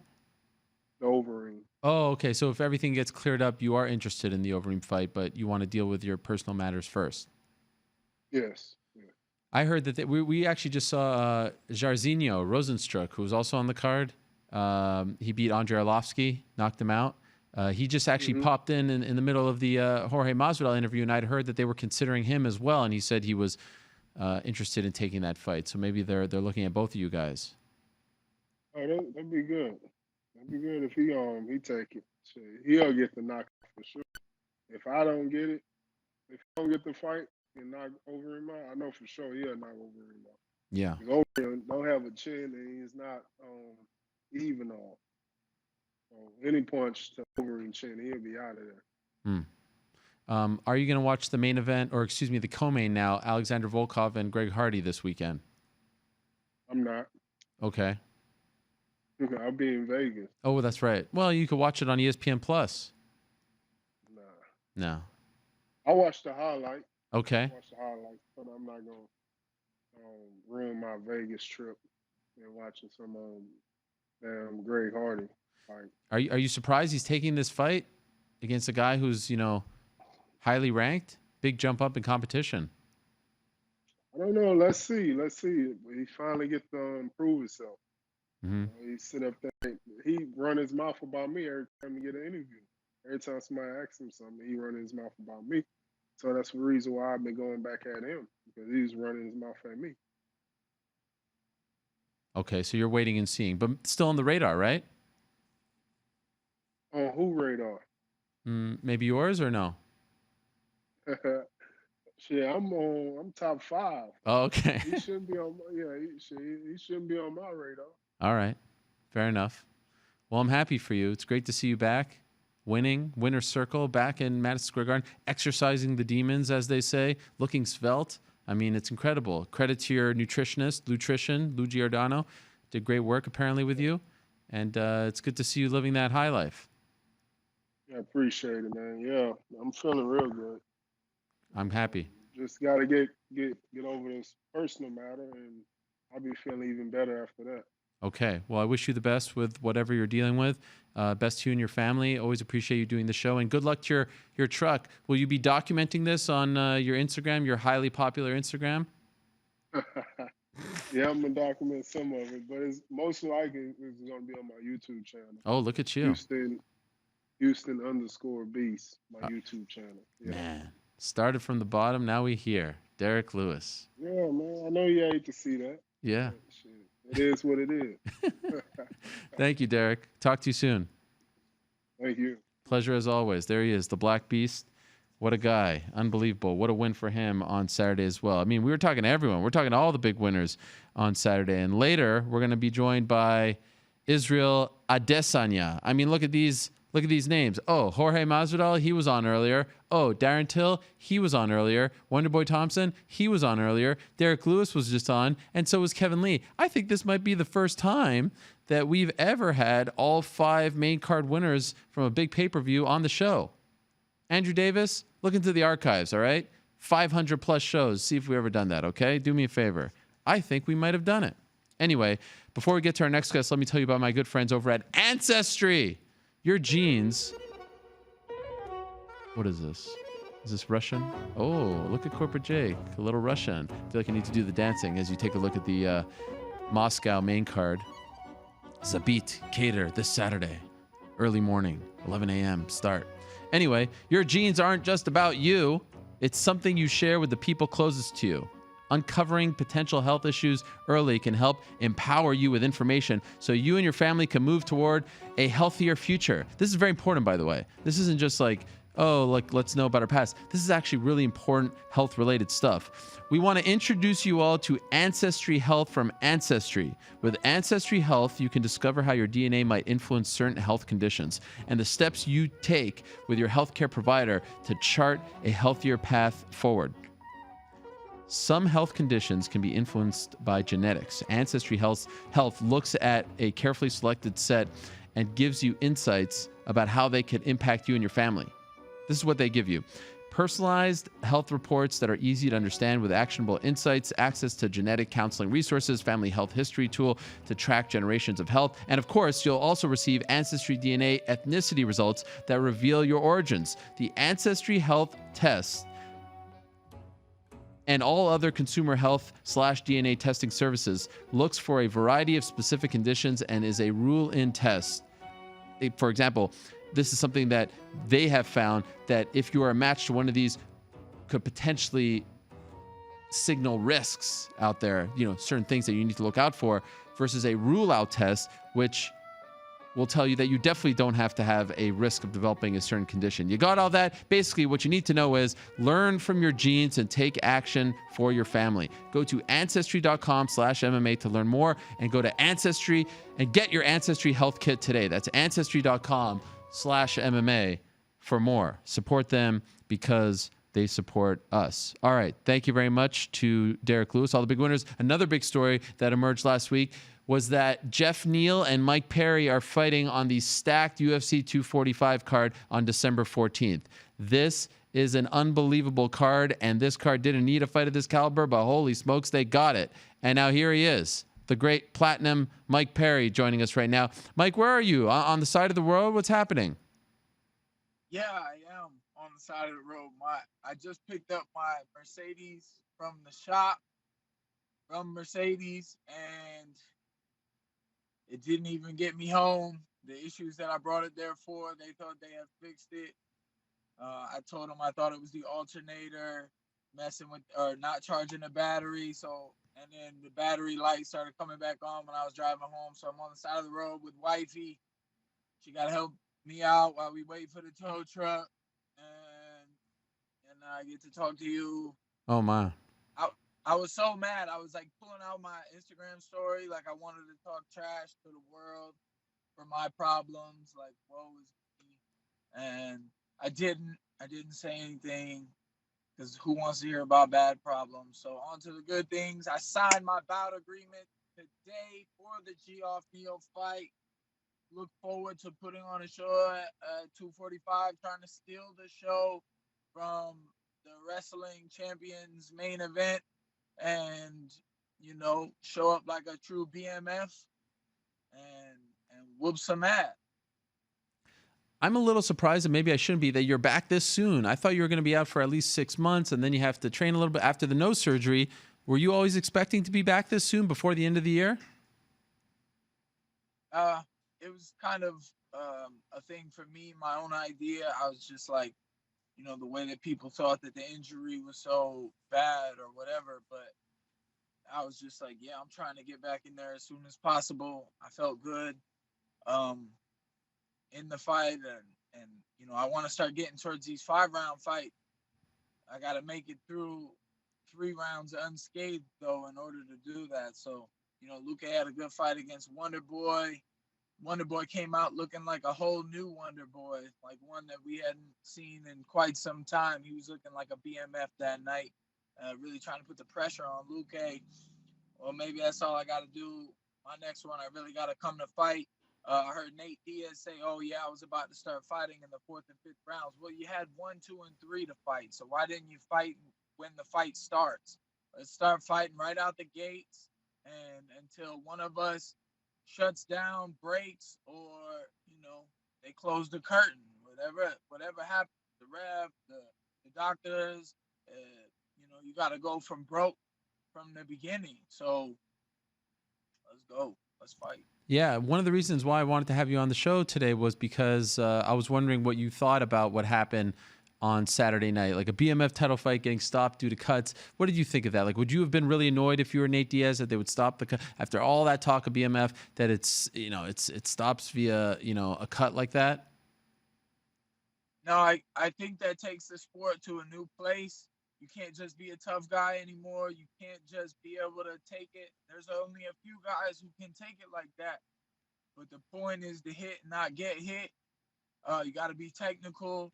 You can't be letting your face get ripped open, and you can't be letting your nose get broken.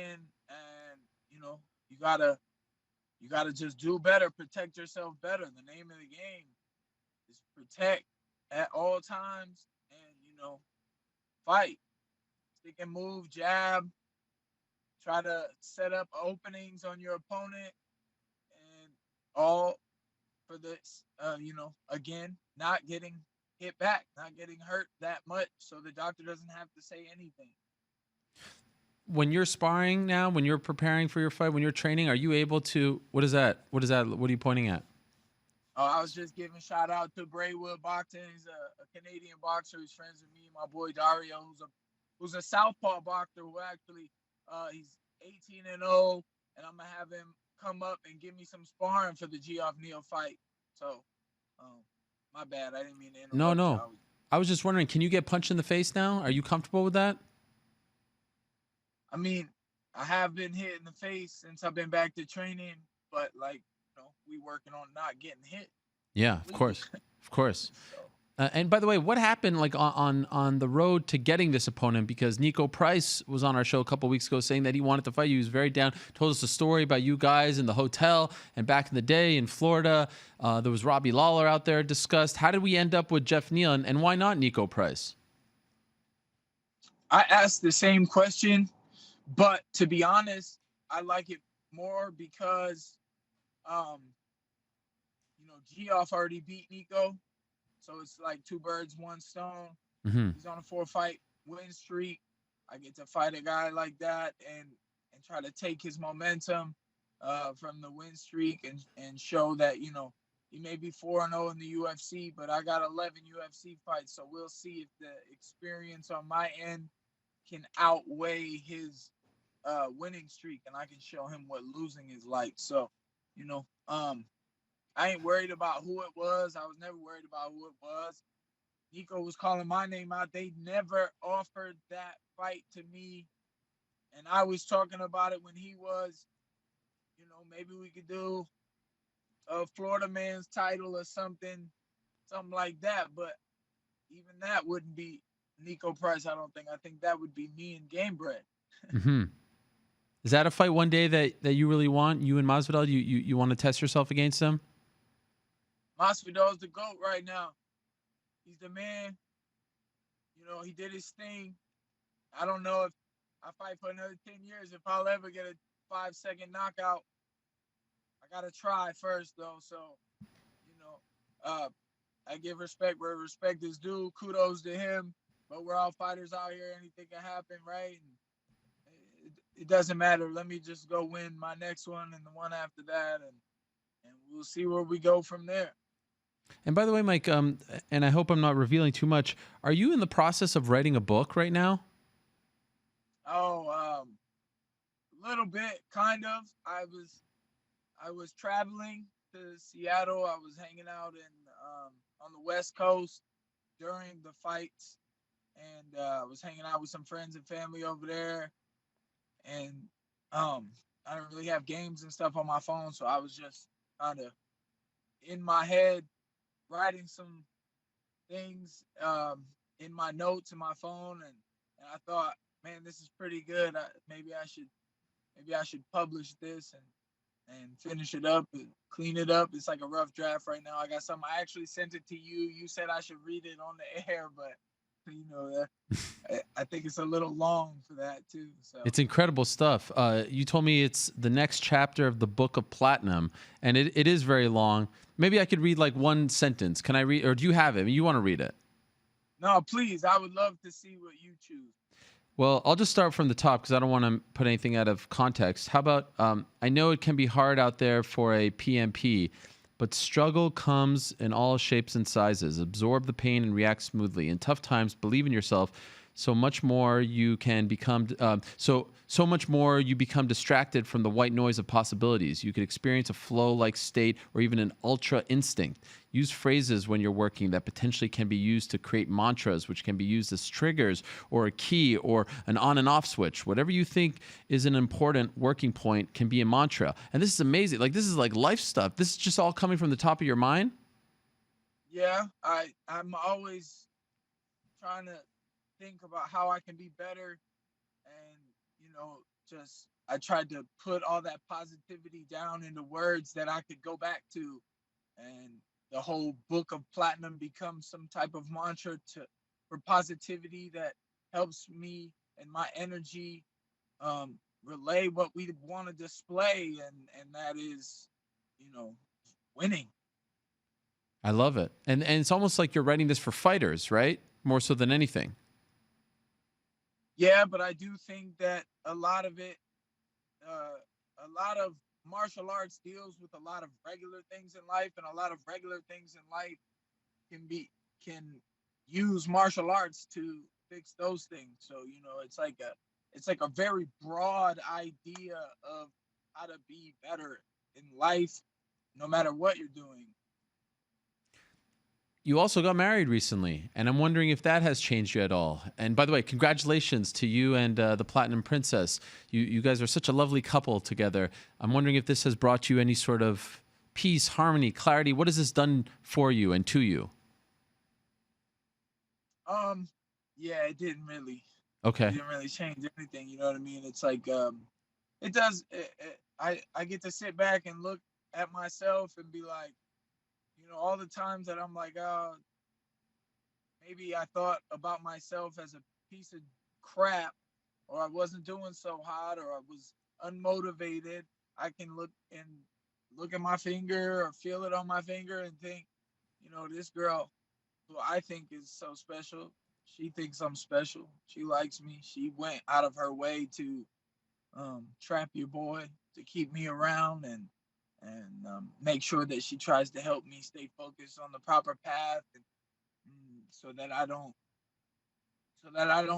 lose control or lose sight of all the hard work I've accomplished this far. And we don't want to just come this far. We got to stay focused and move towards bigger and better things. And I got somebody to do that with, somebody that's coming with me, and they're all in, ride or die, give it all they got.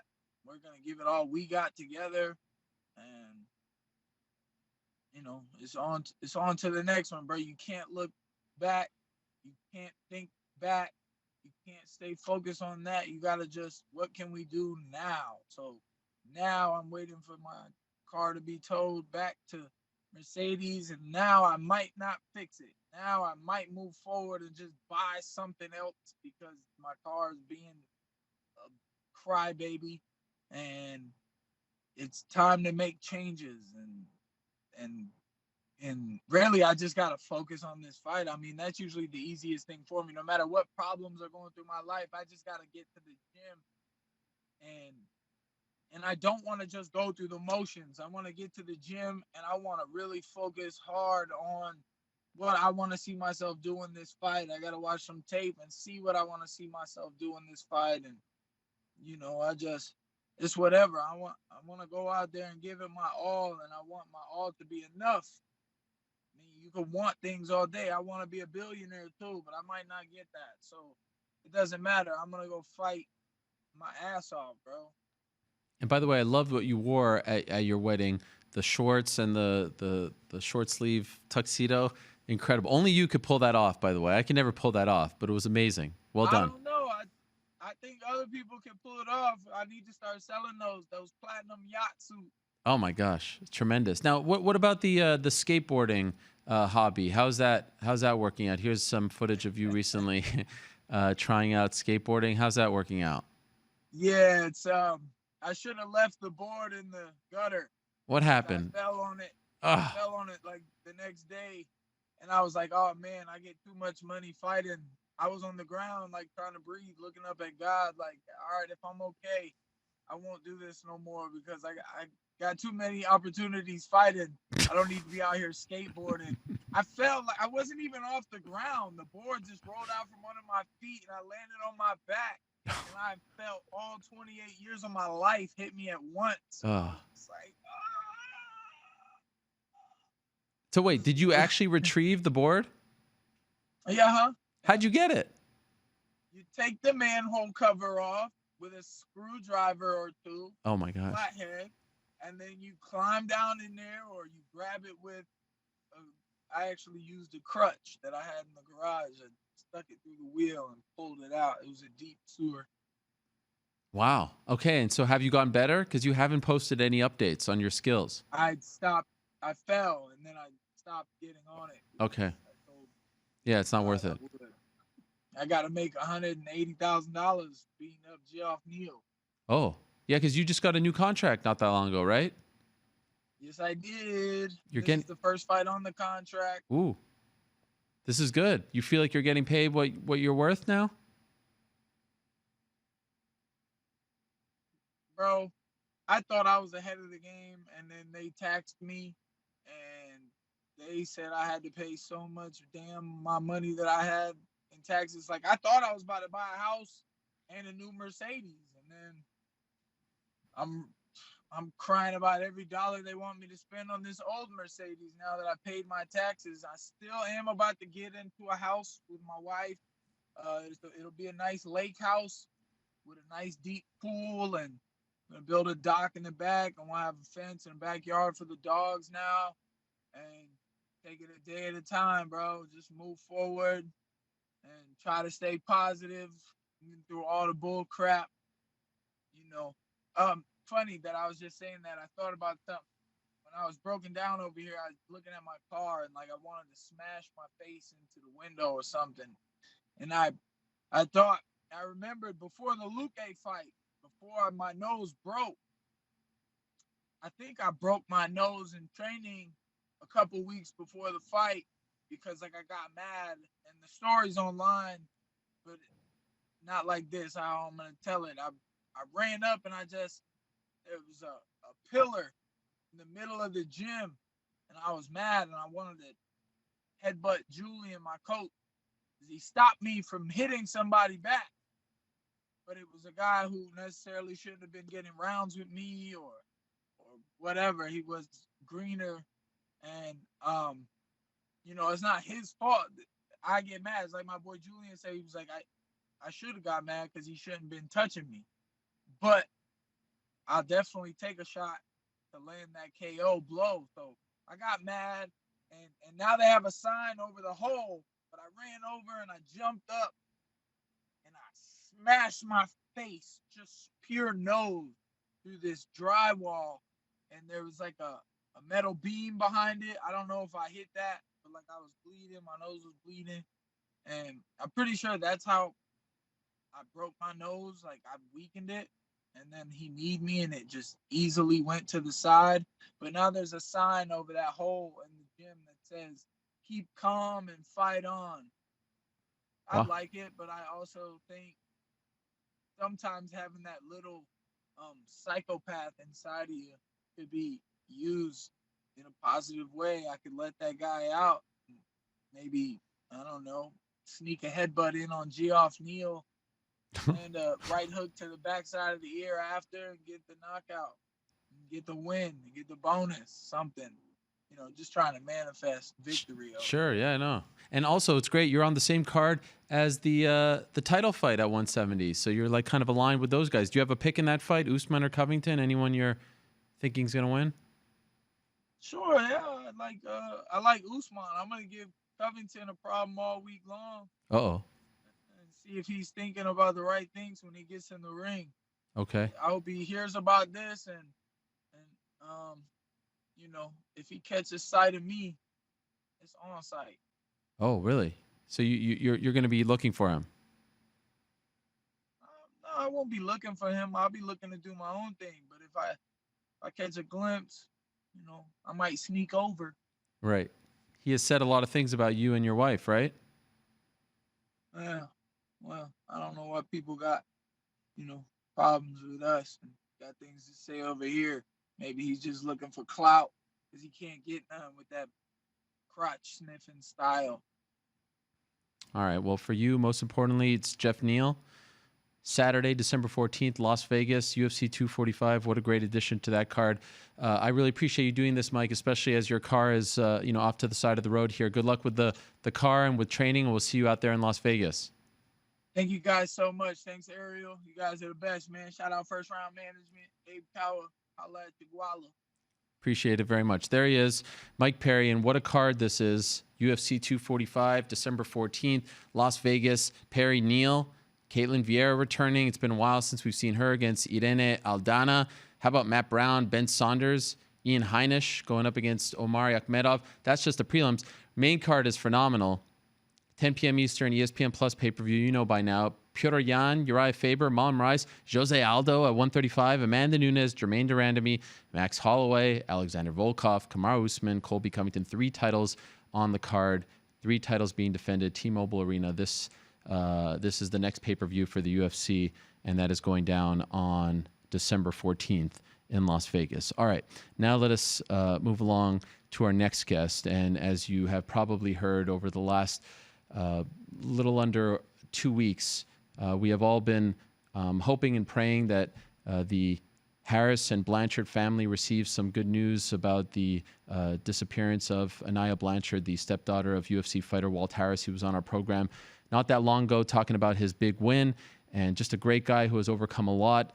And the MMA community and even outside of the MMA community have been rallying around their family. This is a heartbreaking story. And at the top of last week's show and at the end, we gave you updates on where things stood with Anaya. Walt is kind enough to join us on today's program to give us an update on how things are going and to talk about how both he and his family are handling this. And there he is right over there, Walt Harris. So very gracious to join us today. I can't thank you enough, Walt. Thank you so much for doing this. How are you doing on this Monday, Walt? I'm making it, man. Just trying to stay strong for my family and Anaya right now. Could you tell us, outside of what we know from the news, we've all kept up with everything. Is there anything else that you can tell us, any updates on this story, on her situation? That's the thing. We don't really have any updates outside of what you've been seeing in the news. We know a few things here and there, but the family has a lot of questions that we need answered and we want answered. And we have a meeting with Texas Equisearch, the owner and founder today. He's actually meeting with the authorities right now. So hopefully we'll gather some more information from that meeting, and we can try to move forward with finding Anaya. When was the last time you spoke to Anaya? The night she went missing, she came by the house, her and her brother, just to say hey on their way back to school. Came and saw their little brother. They had just left the funeral, and it was about 8:30 when she got there. She left probably about 9, and that was the last time I saw her. Whose funeral did they leave? So my wife had a close family friend that passed away in a car accident a couple days before that, and they came up to go to the funeral. Anaya was very, very close to him. I was close to him as well, but not as close as they were. And they came for the funeral and to say you pay their respects. Was this a younger person or was it? Yeah, it was an older person. It was somebody that my wife was best friends with growing up, and they had been in Anaya's life, her whole life. So it was a tough time for her and the family overall. And when you last saw her and spoke to her, what kind of state was she in? I mean, obviously she's coming home from a funeral, but overall, was there any warning signs? Were there anything that you saw from her that was different than usual? Not at all, man. She was upset. She was very upset about the passing, but she came home. She was tired. That's what I remember her telling me distinctly. And I told her, if you're going to drive, you need to, I told her not to drive, actually. And she said she had a Mountain Dew, and she said that she'd be fine. I said, well, if you get tired, let your brother drive, and, call me when you get there. And where did she go from there? Or where was She she left telling from there. you? She dropped her brother. She left my house.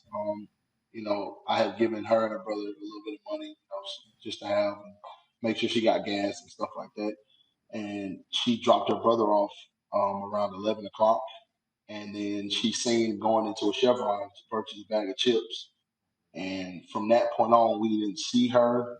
We don't have any video of her after that outside of her car at 12:20 going the opposite direction of her house. And it's there's a lot of unanswered questions, man. That I have, things that just aren't adding up for me as well as my family, and we kind of really, really need some answers at this point.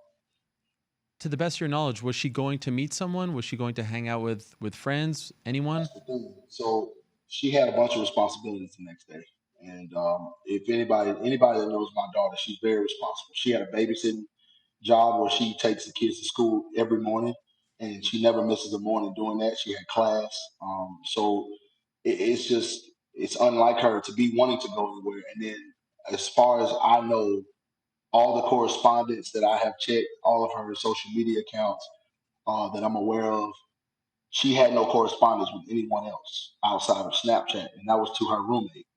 Her roommate and her were talking back and forth, and she had said she was almost at home. She was trying to get to. We may have lost Walt there. Maybe getting this happens sometimes when people get calls. We saw that earlier in the show with Darren Till. So we'll reconnect with Walt once again. And you saw the email address that we had up on the screen. I believe it's findanayablanchard.com or at gmail.com, excuse me.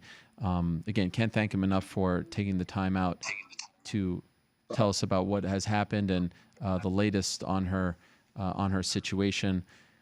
Walt Harris, one of the great guys in our sport, great heavyweight, coming off an amazing win, and was scheduled to compete on December 7th. Now we have him back, I do believe. Walt, sorry about that.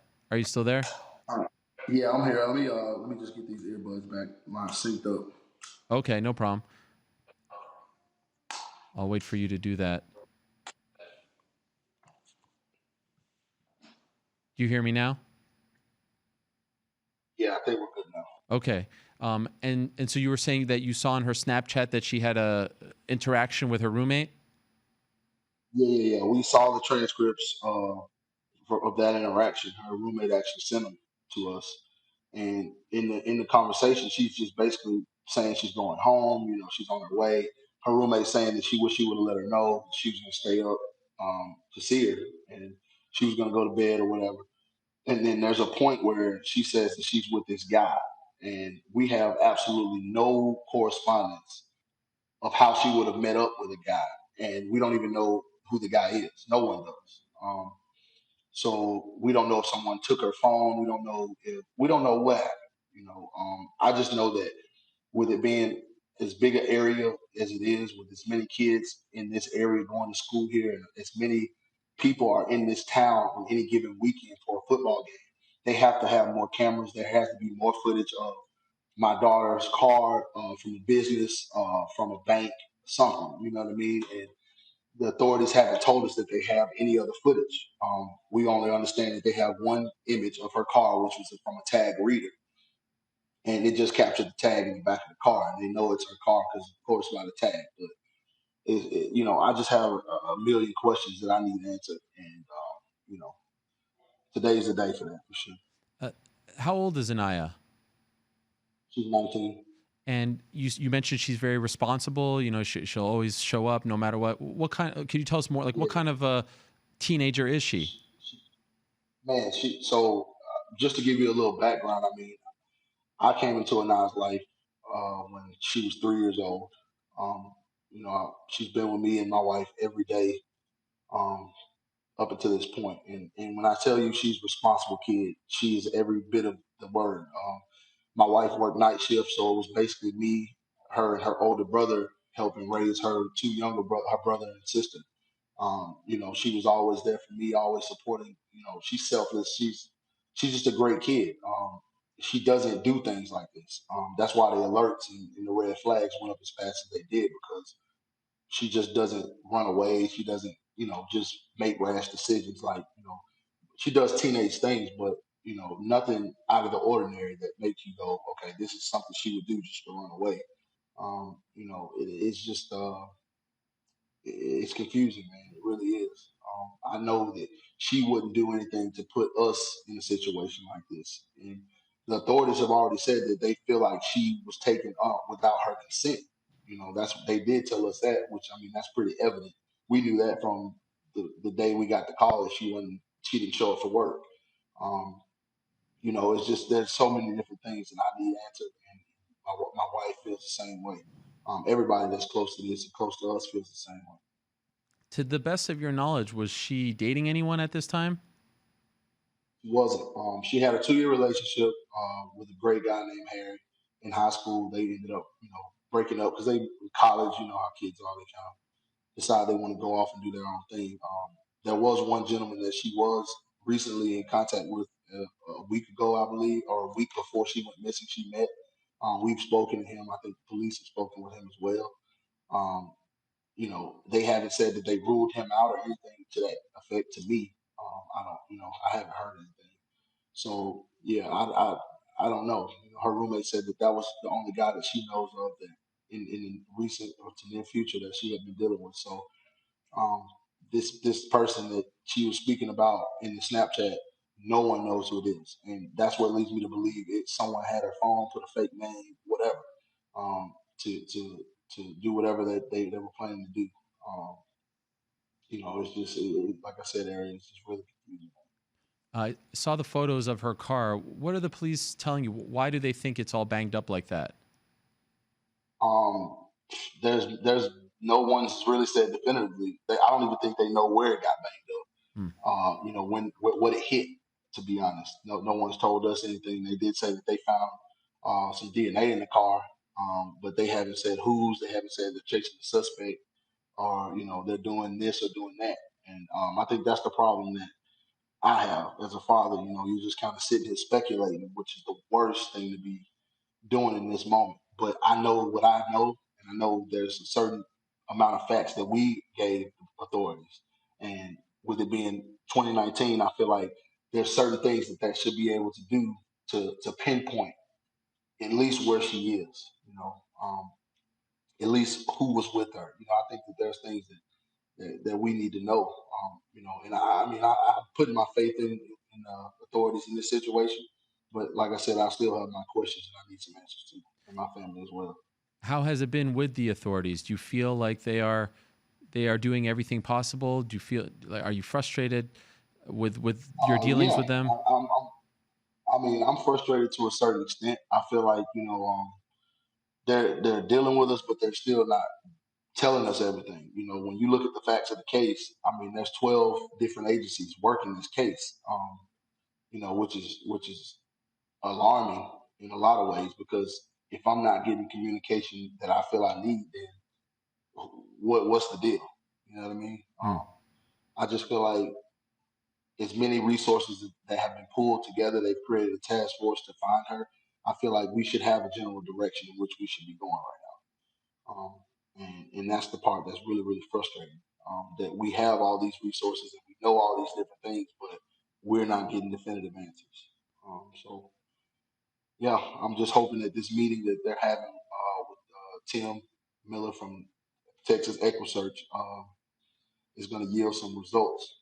So we'll see. Do you feel at this moment that there are any leads whatsoever, or do you feel like you're in the same spot when you first found out about this unfortunate news?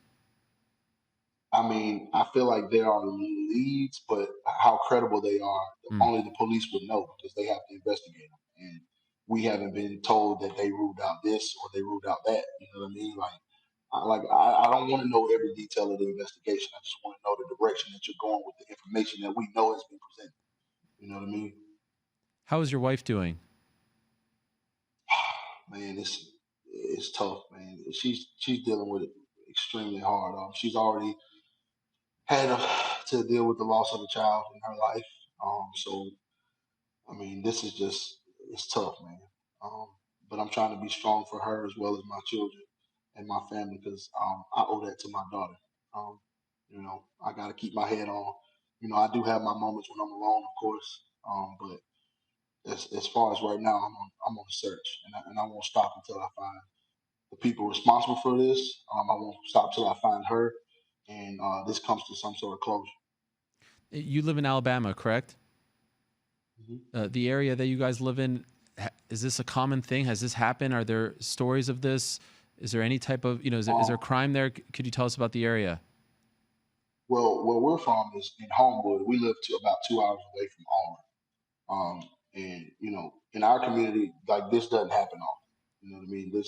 This is super rare. We live in the suburb of Birmingham. As far as Auburn, I can't speak for Auburn. I know things happen here. I'm not sure how much media attention it actually gets. But with me having the platform that I have, I'm gonna make sure that my daughter is put out there in the right light, and make sure things are done in the right way to find out what's going on. You probably haven't been paying attention to any of this, and certainly don't blame you, but obviously the MMA community is certainly by your side, and UFC President Dana White has put out videos, and other John Jones and things like that. Just, have you seen any of this? And if so, when you see it, at least, how does that make you feel? I actually have been in contact with John throughout the process, and just I'm overwhelmed by him and Dana's generosity. Everybody that's involved, that's contributed. It just it's I don't even know. I'm lost for words, man. To be honest, I'm just grateful and thankful to everyone who has contributed to the reward to help find my daughter. Um, I'm forever indebted to everybody, um, especially the people directly, closely involved in the situation. Hollis Church, Auburn United Methodist, everybody that's just been here for me, my teammates, my coaches back home, everybody who went out and searched and found things and hit leads and different things like that. I really genuinely, from the bottom of my heart, I appreciate you all. Is there anything that we didn't talk about that you want the world to know right now that you feel like would be important to know, to share? Is there anything I didn't ask you about that you want out there? No, man, just to keep praying. I just pray that everybody keeps the hope alive. We're staying hopeful. We don't see an end result yet. So stay hopeful, stay prayerful. If you know anything, if you're watching this from this area, please speak up. I plead with the community of Auburn and Montgomery as well, to come forward. The business owners, the people who have access to camera footage from any area where her car was last located, any area from Auburn to Montgomery that has cameras. I plead with you to, if you have not already, go to the authorities with your footage from October 23rd, and give it over and let them comb through it. Please. Well, my heart goes out to you, my man. It really does. And I'm praying for you as well, and praying for your family. And we are all praying for you. And we hope that this nightmare will come to an end with a very happy resolution today. Hopefully you'll get some good news later on. You've been keeping us updated as much as possible, and we appreciate that. But really just want to send the best from everyone here at ESPN to your family. And we are praying and hoping that this gets resolved in a very happy way, and that you'll be reunited with Anaya again very soon, my man. So hang in there, be strong, and again, praying for you and hoping that this ends very soon in the most amazing and positive way possible. And this is just a nightmare that will end very soon. Thank you, brother, so much. I appreciate you for having me on. Okay, all the best to you, Walt. Thank you very much. So findAnayaBlanchard.com, at gmail.com, excuse me, is the email address. That's most important. And you can see the information right over there. Those with any information at all whatsoever can contact Auburn Police at 334-501-3140. Again, findAnayaBlanchard at gmail.com. Right now, the reward fund for information has increased to $105,000. Publicly, Dana White, Ali Abdelaziz, John Jones from the MMA community have said that they were contributing $25,000 each, and that is extremely commendable and generous on their part. His Twitter handle, as you can see right over there, the Big Ticket 205. You can reach out to him over there. But again, if you know anything about her whereabouts, about what happened on that night, 334-501-3140, or find Anaya Blanchard at gmail.com. Walt was supposed to compete on December 7th against Alistair Overeem. Obviously not going to take part in that fight, and that is certainly understandable. And we are hoping and praying again that this ends in the best and positive way possible, and that he will be reunited with Anaya today. We were hoping for that. So thank you very much to Walt for doing that. We certainly appreciate it and are wishing the best and praying for his family. All right, so very tough to move on from a story like that, but let us do our best here. And it is a great honor and privilege to be joined by the new face of the Ultimate Fighting Championship in studio. How about this? From all the way from New Zealand to Bristol, Connecticut. Look at this man. Wow. In the flesh. I'm in awe of this man. I will stand up for the champion. Israel. Adesanya. Hey, my man. Adesanya. You don't know. Say it one more time for the people in the back. Adesanya. Wow, look at that. He brought the belt too. Can I see that? Yo, oh, they don't let me touch. I'm a little nervous. They don't let me touch the belts. You know, I need to touch it with. No, you good. You good. Wow, look at this. Wow, it's really heavy, huh? And now, how does this compare to the other one? You had the other one, the interim belt, right? Did you not have it? Was it the new one? It was this. I had. Oh, you didn't have the other one. It's a new flex. I can go buy it on UFC.com. Sure. But you like this one? I like this one. I like the Power Ranger belt. I've been a big fan of the Power Rangers, so Yeah. yeah, it is what it is. I appreciate you coming here. Thank you. This is a really big deal. You know, a lot of people. Woke up, but you know, I always wake up when we talk. Yes, absolutely. There was a time I was in New York City, but now I'm here, you know, in the suburbs. How was the drive? Was it It was okay? beautiful. Yeah, I just lay back, had my pillow, and yeah, I relax on the way here so I can be fresh when I come through. Listen, you got so much ice on you right now that I can skate on nothing you at the changed. moment. Holy Yeah, smokes! you know. What is going on here? What do we have? What are we sporting? See, supporting my crew, Engage. It was Yes. a gift from Ash. Is Ash in the house? Nah, he's not. He didn't make the come trip? through. Nah, 'cause Wow. some big things are happening, so he's got to work. It's time to put his head down and work and make some things happen. So I'm really happy for us. Okay. But everything. I mean, is this all new stuff since the fight, or you've had this? You know, I've had some of these already. This is new. They gave me this after my first title defense, actually. Who gave you that? The UFC. They gave me this because they gave me when I won the title in Atlanta. They gave me a chain that was like this, same thing. So when I defended the belt in Melbourne, then Really? Yeah. Is this a new thing that they're doing? I know, but I like it. Yeah. So a ring every time. Wow. Yeah. I like it. A nice little gift. Just to let them know, you know, champ, I can't take this with me everywhere. So sometimes I gotta flex on them. Right. Okay. My bad. Maybe they're. Fucked it up. Oh, damn it, Israel. No, did you take the wrong mic? Maybe. What happened? Okay. All right. You can just ignore all of that. So life is good, obviously, as champion, but you've been kind of messing with us online because, like, you show the cars. Oh, yeah, you know. Oh, yeah. What is going on? That was just funny. I just Okay. wanted to play a little prank because I know some people weren't really excited with that. So, yeah, I just wanted to play a little prank. Did you get a new car? Yeah, I did. Okay. No, What kind of car? It's a McLaren. It's a New Zealand invented car. And I just I've always wanted a matte black Lamborghini. And even by my bedside, I still have this Lamborghini toy that I've always had. And just like a little thing, like one day when I get, you know, the means, I'll be able to get that. I always had that locked in my head. But then I test drove both of them on the same day. And the feel's different. The feel of the Lambo was different. Even driving it, if I do this, my head hits the roof. So I had to drive it like that. And over time, that'll fuck my neck up. So Okay, you don't want I was that. driving the McLaren. It just felt smoother, and it felt like it wanted to fly Okay. when it intakes the air, and just the way it just felt like it wanted to just go off. So it felt more like me, and it looked like Kurama, which was the nine-tailed beast from Naruto, and it's a 720S, and it took me 4 years to watch 720 episodes of Naruto. So everything just seemed like I didn't even choose the car; it chose me, and that was it. I just had to pick it. You didn't crash it, right? Nah, That was all just a joke. jokes. That was all a joke. Okay. I play jokes. I Is- kid. Is that the big purchase that you've had since the fight? Bought like 3 houses as well. Yes. In a month? Yeah, working. Wow. Mates rates. For yourself or for like just investment for- purposes? Yeah, investment purposes. Yeah. Wow. Yeah. Okay. In New Zealand? In New Zealand. Okay. Wow, look at you. Yeah, look at me. Life is good. Life is great, man. Working over here. Okay, and so I'm kind of moving in chronological order. So the fight happens, life is good, you're chilling, you're happy, you're celebrating. Not that long after, based off of your Twitter, you find out that Paulo Costa isn't next for you. Yeah. I found out October before that, 16th? actually, yeah. Okay. Found out actually before that, and we're already talking. Like that's why I put the receipts up of me and Eugene talking. Yeah. And they said, you know, like we had the same idea. Like even though this guy's coming off a loss 2 losses, 3 losses, whatever. 3 out of his last 4.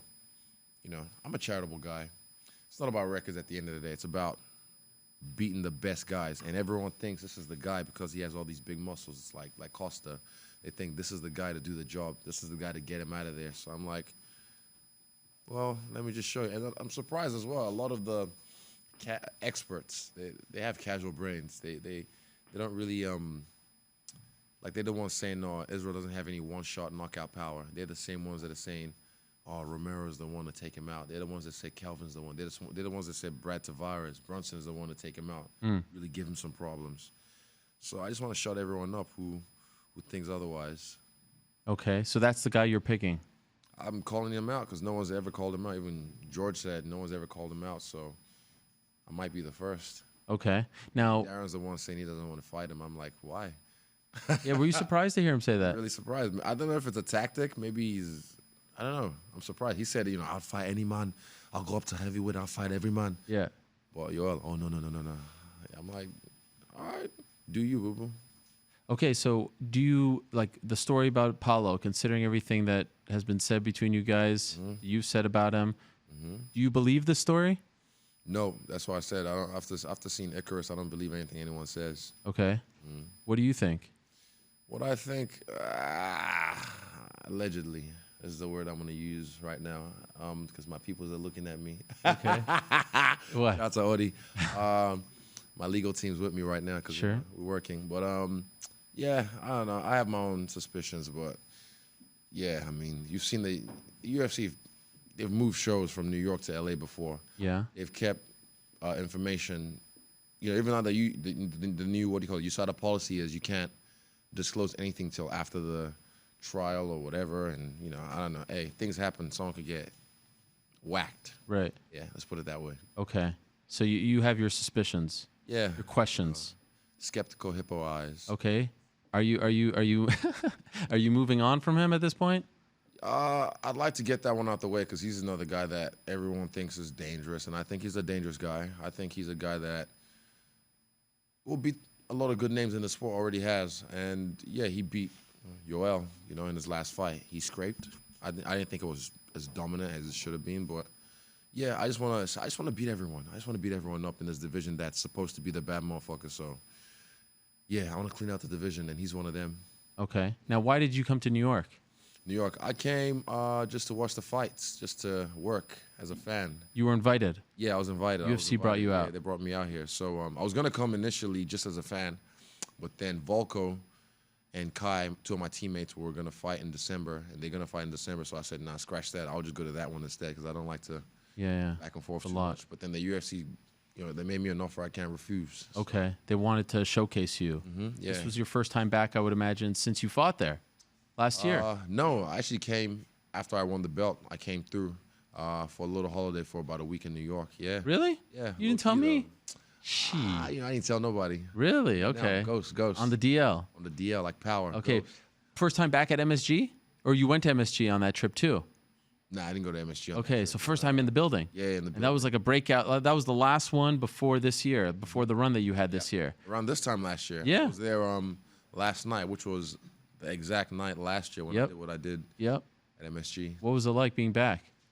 That place is special, man. It has a different feel about it. Like I think the walls hold some mana, like they've seen some things, a lot of entertainers, a lot of athletes.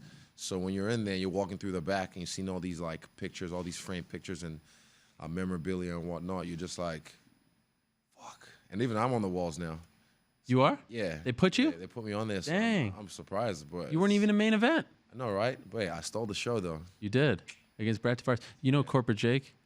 He's the one that. He's the one. Where is he? Yeah, at? he's in the back. But I want to ask him: are we good, Corporate Jake? 'Cause I see people crawling on all fours here. We're Is good. everything okay? Everything's good. I don't know what's Ninjas going on everywhere. back here. Everything's good. Don't He's worry. hiding from you. He's very nervous. Nice, all right. I'm a nice guy. Corporate, I love you. Mwah. Yeah, Love you too. he made Masvidal upset recently, and you too. Yeah, but are we good back there? All good. Okay, we're moving on. 30 minutes. Sometimes I like to break the fourth wall. Yeah. People get nervous when I do Same, that. like Deadpool. I like to do the That's same right. thing in real That's life. right. You were sitting in the front row at the Knicks game yesterday. I saw that. Yeah. But then I see you like sitting there. You're sitting with Tim and Adi. You guys are chatting. RJ Barrett. You know RJ Barrett, Canadian basketball legend, is Yes. right in front of you taking threes. You guys are chatting. We're talking shit. We're talking about the game. We're talking about the technique. Okay. What we're doing and what they were. You know, R.J. Barrett. I didn't know who he was, and they had to school me because I don't follow basketball. Sure. But I knew watching him play, I was like, this guy's good, right? Yeah. And they're like, yeah. And they said he went to Duke as well with Zion. Mm-hmm. And they said he was a second amateur draft pick, and they schooled me on the game. Okay. But yeah, I was impressed. I was watching him. He was the good. First thing he did when he was right by us, it's on my Instagram story. He sunk a bucket real quick, 3-pointer. Yeah. As he was walking back, he was talking shit to the other guy, and I was like, ooh, You like that? yes. Any of them recognize you? Nah, I don't know. Some people recognized me when they were doing the halftime thing. I think a cheerleader as well. Some Oh. people, but yeah, what was that? Tilt the mic up. Sorry. Okay. They want to hear from you. Testing. Testicles. 1 2 1 2. Yes. All right, good. That's a great honor to sit in the front. I've never sat in the Yeah. front. The Knicks suck, unfortunately. So- That's my team though. They gave me a jersey, so That's right. them. For Go last Knicks. Hey. And so when you're watching that, like, do you have an appreciation for those guys? Do you ever appreciate? Yeah. 100%. Like my boy even asked me, "Are you as tall as them?" I was like, "I don't think so." But watching the way they play while you're right there, you can feel everything. Anytime you hear, if you get distracted, anytime you hear like the squeak of the sneakers, like the Yeah. coming closer, you gotta look because even my man Audie almost got taken out. Really? Yeah, the ball. Luckily, Tim saved him. He took the heat off the ball, maybe What a guy. about 50%. But yeah, it came at him, it cracked him in the head. So yeah, can we find the clip, please? True or false? When you met Paul Pierce in Australia, you had no idea who he was. Nah, like that's No the thing. idea. I'm big and black, but I don't follow or play basketball because at school I sucked at every other sport. Right. Table tennis was probably the only sport I was alright at, but everything else I sucked at. And yeah, sports I was always picked last, so I was just like, yeah, sports suck. Any of those kids reach out to you now and be like, "I can't believe you turned into this"? Yeah, 100%. They see me now. They see me shining. Only like 2 have apologized for how they, treated me, but I don't hold any grudges. I'm just like, kids are dumb, so are you. Would it be fair to say you were bullied? Yes, 100%. Really? That's why I'm in the position I'm in now. That's why I got the chips and the dip on my shoulder, I'm out here, man. I'm a petty motherfucker. Okay. So this is all like sort of like retribution for the way those kids. I leave them as friends on Facebook so they can keep seeing me shining. Wow. How bad? What was the worst thing that happened to you in school? Not the worst, but I won't go into details. But something happened one time where I got flanked at the, in the What's bathroom. flank mean?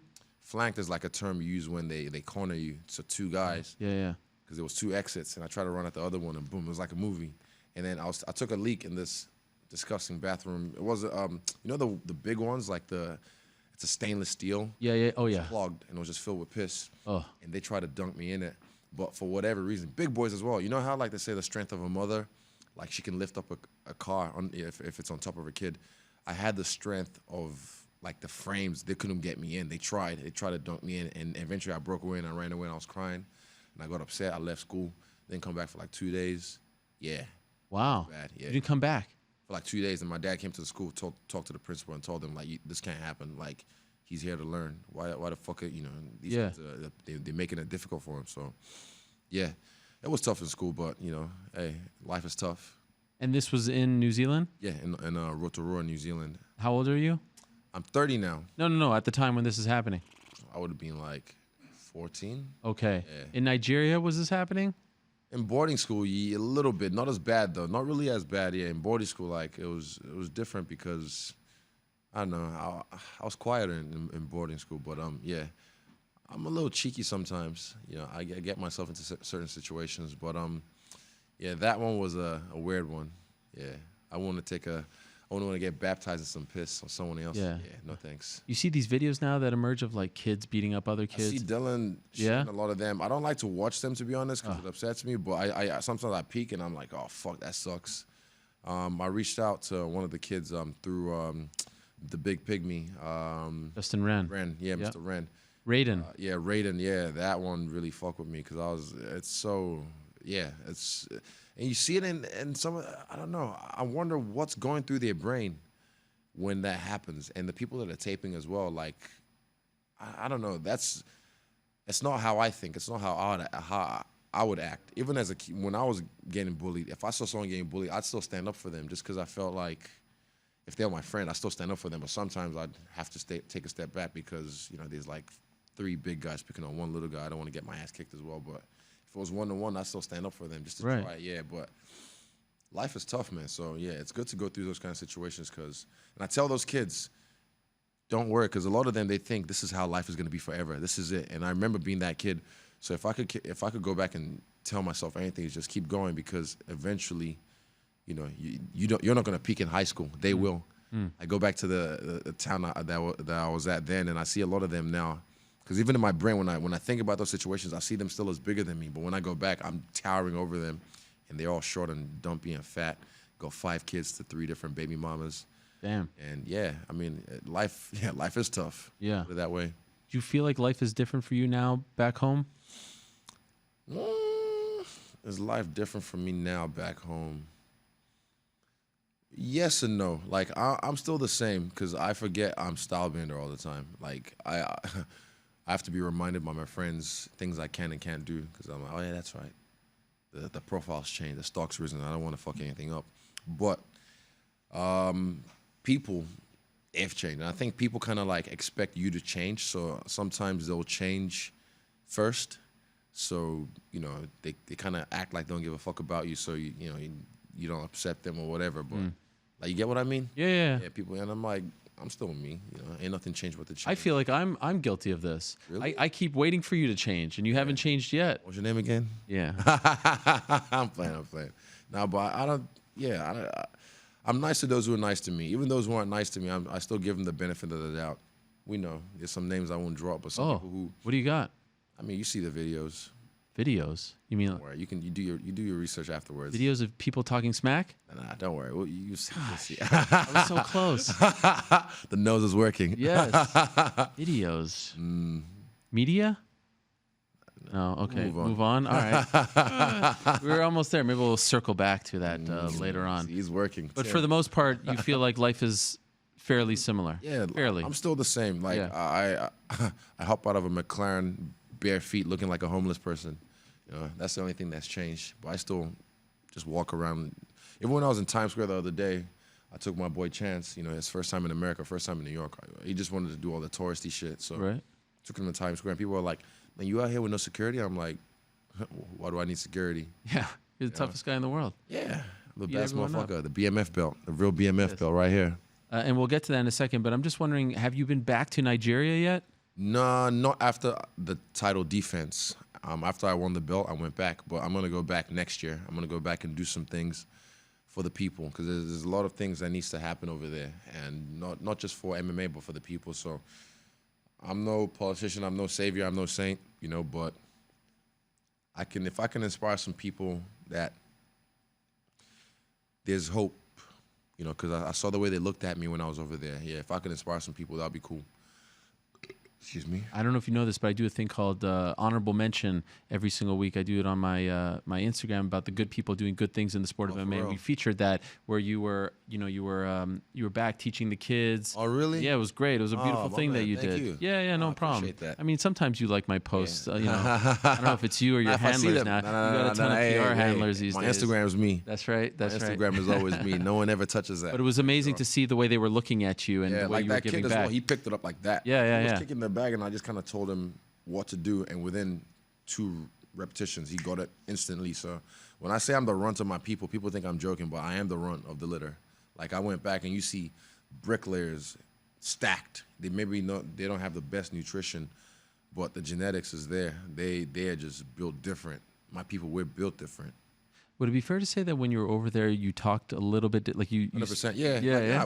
Within 2 days, my Nigerian accent kind of came back a little bit. I heard it. And even you catch on TMZ, shout out to TMZ, the fucks. They had this video online, and the clickbaity of all clickbait titles, because I said something about Trump. And then as soon as the video, I was talking to the guy, and I saw someone who spoke to me in broken English, in pidgin English. Then instantly I can code switch.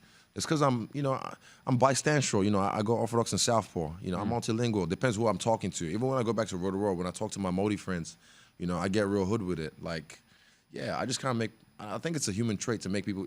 Everyone does it in taxis. I noticed this when they're in a taxi with Indian drivers. Even if the Indian guy speaks perfect English, they get real. And I'm like, the guy understands you perfectly if you just talk to him just clearly. But I think it's just a human trait to make people feel comfortable. And people may not know this, like the prototypical fighter, broken home and has been, that's not your story. Not really, nah. Like, the bully thing is a lot of fighters, yeah. But like broken home, you know, single mom, no. I was living great. Yeah, I had housemaids and shit when I was growing up. Wow. Yeah. And your dad was an accountant, correct? He was a businessman. He was an Okay. accountant by trade, but he was a businessman, had a lot of businesses, and yeah, he was a smart man, still is. He's a very smart man. Would he have been disappointed if someone told him in 10 years your son's going to be a fighter? Would he have felt like he failed? He would have asked how much money is he making. Okay. Yeah. Is he a fight fan? Now he is. No, of course. I've seen him at your fights. He's breaking things down like Bro, crazy. I'm telling you, man. Like even we watched what was the one that Greg Hardy fought on? I can't remember the one that Boston Weidman. Yeah, Race? Weidman. We watched not the whole card, but some fights, and we broke it down. Yeah, like he's a smart man. It's common sense, but a lot of things he says, it's just like I'm glad that he and my mom as well. They just my dad's the all-seeing eye. He tells me everything. Wow. No one says anything in an interview. He's, have you seen this? Oh, no. Link. So that's how I know so much. Like people think I'm on there like trying to find. It's like no, I got the all-seeing eye. Okay. The OG. Pops. Okay, so let me ask you about Saturday. You're in the front row. They're rushing you. What? Are they rushing you? No, they're not rushing me. Listen, I got all day here. Hey, Well, we I got all actually day. don't. We're working over here. We got big plans for you today here at ESPN, but we'll get to that later. So you're sitting in the front row. Darren Till, you're eyeing him down. I'm looking. Yeah. What were you Looking seeing? at everyone. I'm looking at everyone that steps up. I don't know. Maybe it's as a cerebral person in me. I just scan. I scan to see things. Yeah. Looked at the size of his feet. Looked at his calves.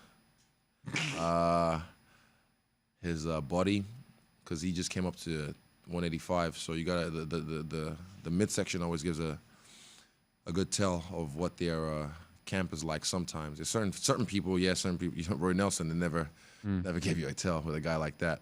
But yeah, you just get the feel of the person. I did it with John Jones as well when he walked in at 226, and yeah, I did it with everyone. Everyone. I was just checking everyone out. What do you think of the fight? I like the fight. See, people didn't like the fight, but I like the fight. I like this distance control. I think he learned a lot from my fight with Kelvin, because I figured it out in the third round what Kelvin was doing to get close, and I nullified that. But because of what I done, you're welcome. He had the homework already, so I gave him the answers. Okay. He did something nice when he was ducking under the hooks and just clinching him, so he shut him down from attacking. He had really nice elbows on the inside when they were really close. Fast, snappy, and just his overall flow. I mean, hey, you coming off 2 losses, 2 finishes, going up to a new weight class is challenging. A motherfucker in that weight class. He played it smart, and I like that. Yeah. Okay. Now, what do you think about him saying before the fight? Did you hear him say that he was scared, that he was actually like thinking of faking an injury to get out of it? Like there were things going. Honest, man. No, I didn't hear all that. Oh yeah. He said that. Have you ever experienced that? To the point where you're thinking about faking an injury to get out of there? Nah. But it's pretty amazing for him to say that, right? To Definitely. admit Like it? being honest. Look. A lot of people, like Eugene said, you know, when everyone never gives Israel his due. You know, they all downplay his skills. When someone actually acknowledges his skills, one of his opponents, that's when I'll be worried. You know, it's honesty. A lot of people want to put this bravado on for the camera like they don't give a fuck. I'm a bad motherfucker, this and that, right. But he's being honest, like GSP was as well, about his emotions and Area 51 and whatnot. Like, yeah, I mean, honesty is key, and honesty will set you free. So, yeah, he went in there and said, you know, I might get knocked out. I don't care. I don't give a fuck. You know, like, I was like, man, yeah. I hear that as well. I like it. I like that little twang in there. Yeah, I think when he was saying that, you know, that's a man that's dangerous, like a man that's ready to die, you know, and I know that feeling. So, yeah, kudos to him. Did he do enough in your mind to surpass Yoel as the potential next guy? Nope. No? I mean, you can't just rock up to the new weight class and then try and challenge for the belt. You know what I did to get this belt? Yeah. Well, 5 times in 1 year, and I had a hell of a fight against a tough Mexican. You know, smashed him, beat him up, softened him up for him. And I beat and defended my belt, my interim belt. I defended it against the so-called undisputed champ. And I did what Yoel Romero couldn't do in 10 rounds. I did it in 2. So you can't just come up here and try and get that. And yeah, nah, he has some work to do. He maybe, depends how he won. I was looking at the fight, like depends if he if he fucked up Gaslam and smashed him out in the first round, then we can talk, maybe. But I was impressed by the performance with what he did. But yeah, pick a number, get in line. What do you say to people who are like, Yoel missed weight twice in 3 title fights. He's coming off a loss. Like, this isn't big enough. This isn't title fight worthy. Oh, yeah, he's coming off, like I said, I'm a charitable guy. Sometimes I do things for charity. Yeah. You know? So, yeah, it's not really about the records. It's not really about the stock. Sometimes it's just about, it's not even about the belt. It's just, I just want to beat up the toughest guys. I said, I want to beat up the people of our generation right now who are considered the best of the best. And he's one of them, regardless of Stoolgate, regardless of missing weight. He's one of them. So I just have to take him out. Did you see his video? Which one? Oh, I laughed. I cracked up. Israel. Why you say I see you soon, boy? Why you say I see you soon, boy? Just, hey, that day not the fucking day. Yeah. Inside the contract. That's it. I was just cracking up when I saw that, man. And I was like, who put you up to this? In the parking lot? Yeah, I was like, who put you up to this? Who's man? Is Malik or Kawa? It's Abraham. Oh, the brother. Yeah, yeah. Because you know why? Because at the fight, I was walking back to my seat. It was Israel. We said yes. But he's saying it publicly, and I'm like, okay, cool story, bro. And kept on walking with my drink in my hand. I was, people always trying to start something. I called the guy out. I want to fight the guy. What else do you want?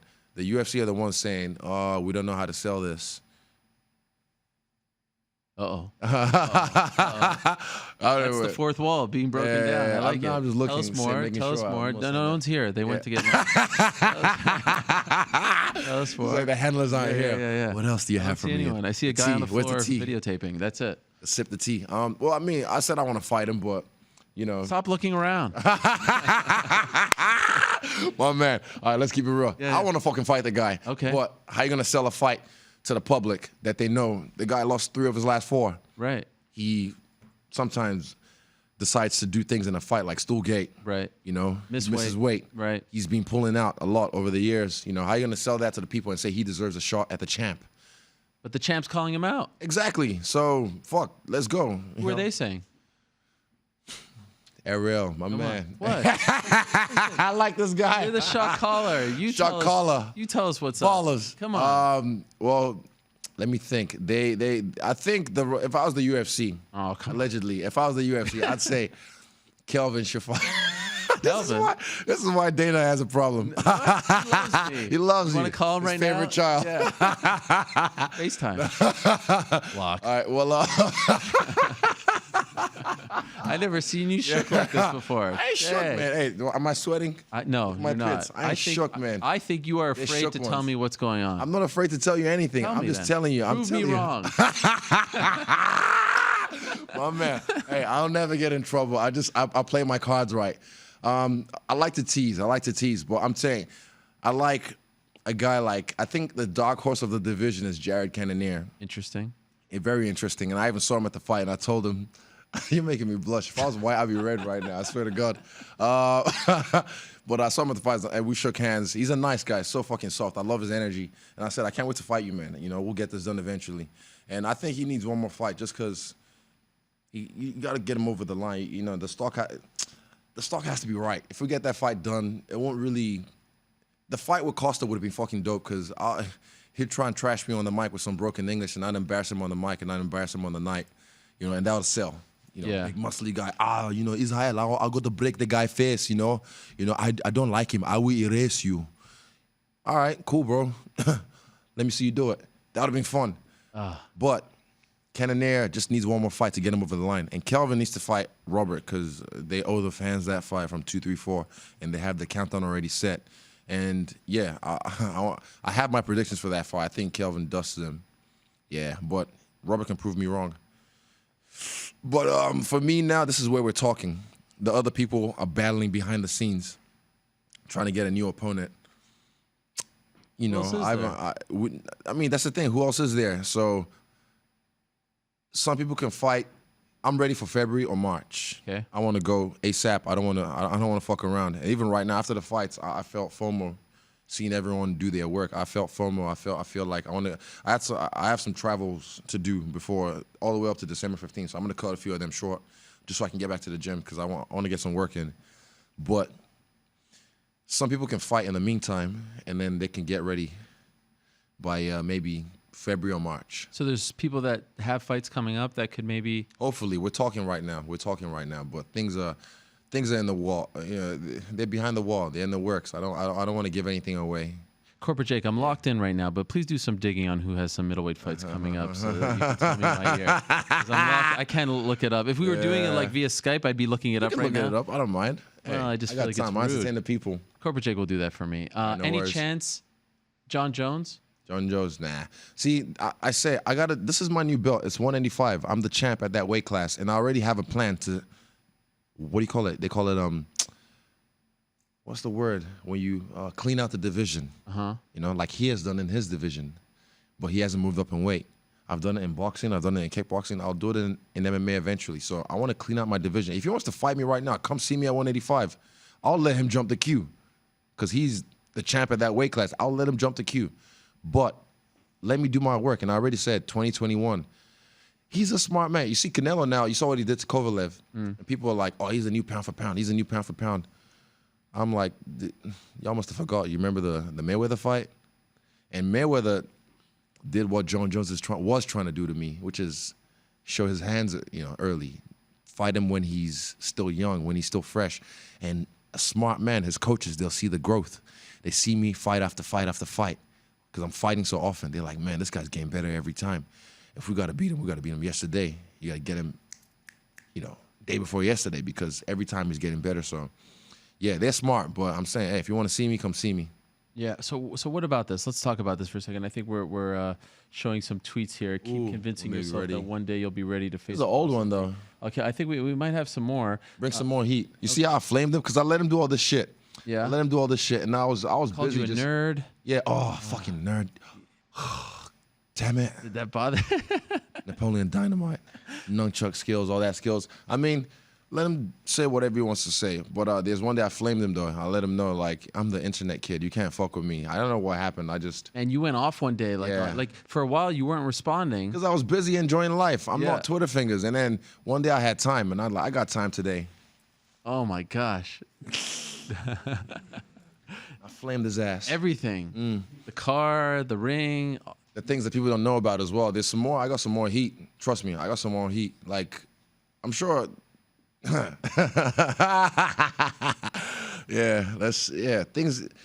Things happen behind the scenes people don't talk about. But yeah, Okay. I got some more heat for him. You have more ammunition. Heaps. Okay. Interesting. So do you feel like it's inevitable at some point? Yeah, I said 2021. It will happen. Yes, it will happen. And 100%. even if he goes to heavyweight, it'll happen. 2021 in Raider Stadium, Las Vegas. That's it. Locked in. You think they'll try to do it sooner? This is such a big deal, right? But your coach told me he doesn't want to entertain it at all, Eugene, right? Eugene's he comes from a different cloth. He comes from a different cloth. Did you hear what he He's a said? guy. I heard what he said. But I can convince him otherwise, And I like the Stipe fight as well. That's, we're chasing greatness over here, And he's one of the greats, regardless of what you think. I've seen the guy. He's a fan. Don't get me wrong. He's my biggest fan. Johnny Bones Jones, motherfucker Jones. He's my biggest fan. I used to be a fan, but now I don't like his antics. I'm like, if you wanted to fight me, just say so. Look at me and Cannonier. He's a beautiful man. I want to fight him just because of who he is and his skills. But I think Jones, he's running out of challenges and he's trying to like I said, I'm the freshman. I'm the guy that's taking all the shine away from him. I don't need him. He needs me. So if he wants to fight me right now, come see me over here. I don't know if he can do it. Lay off the picograms, maybe he can do it. I don't know, but we'll see. You think he's clean? Let me think. Do I think right now? Probably, because if he fucks up again, and he's already had how many chances, how many strikes? It's supposed to be 3 strikes and you're out. He's had a lot of strikes. So if he fucks up again, he can't afford to fuck up again. So I'd like to think right now he's clean. I like to think so. So when you talk about 2021, are you hoping that he stays undefeated? Yeah. So that you want to be the first guy to beat him, right? Thank you. That's what me and Dominic Reyes were arguing about. He's a nice guy as well. I was like, I want to get him. No, I want to get him. But eventually we will. You feel like there's guys, do you feel like Reyes, Corey Anderson, any of these guys can beat him, or do you think you're in good? Everyone's beatable. Yeah. Eugene told me something when I was kickboxing, and I was undefeated, and I was like 40-0, whatever. I was still going on strong, and he said, eventually people, you fight long enough. This is after my first loss. He said, if you fight long enough, you will lose. That's just part of it. Because I lose in the gym. Trust me, I get my licks from different people at different levels in the gym. So yeah, on any given day, any single man can be beat. And Even the Thiago Santos fight, I had him winning the fight, but some people have the other guy winning. But I don't know. I have to watch it again, but I can't be bothered. It was not worthy for me to watch again. how'd you feel about the main event on Saturday? I liked it. I Yeah? liked the fight. It was a dope fight. But what's up with the? Yeah, I mean, come on. It's the same cut that he's had over his career. Right. Do you feel like it shouldn't have been stopped? Shouldn't have been. It's a bad motherfucker title, right? Yeah. So, It's kind of funny to have a BMF title and then have it stopped by Doctor. Boo-boo. Right? You know, and Nate Diaz, you flick him and he fucking bleeds. Right. And he was going. That third round, watching it live is always different by watching it when you watch it back. So watching it live, I thought he was coming back in the third round because Jorge, smacked him in the first, owned him in the second. And Diaz, I thought, won the third round. And he was, like he said, I was just getting warmed up. Right. So let the man work. Did Let you him think work. that the tide was turning at all? Yeah, it was in the third round. Really? Jorge slowed down. And you see, even in the McGregor fight, Diaz turned it on in the third round. He always brings it back. And see, same cut. It's fine. It's fine. It just looks bad. Oh, Right. It's in my eye. And what? It's a bad motherfucker title, right? He was fine, man. I'm surprised. Did you see the Tyson Fury fight where they put like a huge amount of Vaseline on his cut? His cut required 20 more stitches. I mean, that's pretty gnarly, but still, I'm surprised they didn't tend to the cut. The doctor was a little bit, soft on that one. Yeah. He was just premature. He was premature, put it that way. So this begs the question, because I don't know if you pay attention to these stuff, but you are online a lot. I have the all-seeing eye. Okay. Yeah. Yeah. Fighter of the year. Oh. It's a 2-horse race. We actually have a poll up right now. Oh, really? What are the people saying, by the way, Corporate J? Give me an update. Who's the other guy? It's only 2, right? Masvidal? Yeah. 30,500 votes. Ooh. 30,500 votes. Jorge Masvidal at 62%. Masvidal at 62%. You know why? Recency bias. Yeah, recency Yeah. Because I think I actually asked the same question right after your fight, the day after your fight, and the Monday after, and you were like blowing him out. I said, Recency if he won, bias. yeah. That's the thing. It's always recency bias. But, I mean. Should you be the fighter of the year? Yes. Let's compare the resumes for a sec. Anderson Silva, right? Darren Till. I'm comparing your 3 fights. Anderson Silva, Darren Till. The next one was Ben Askren, Kelvin Gastelum, right? And then the last one, Whitaker, champion, Nate Diaz. What's more impressive? Darren Till, he starched him. And was that in London, right? Yeah, it was in London. Good showing out. Starched him in his hometown. I did that to the champ as well in his hometown.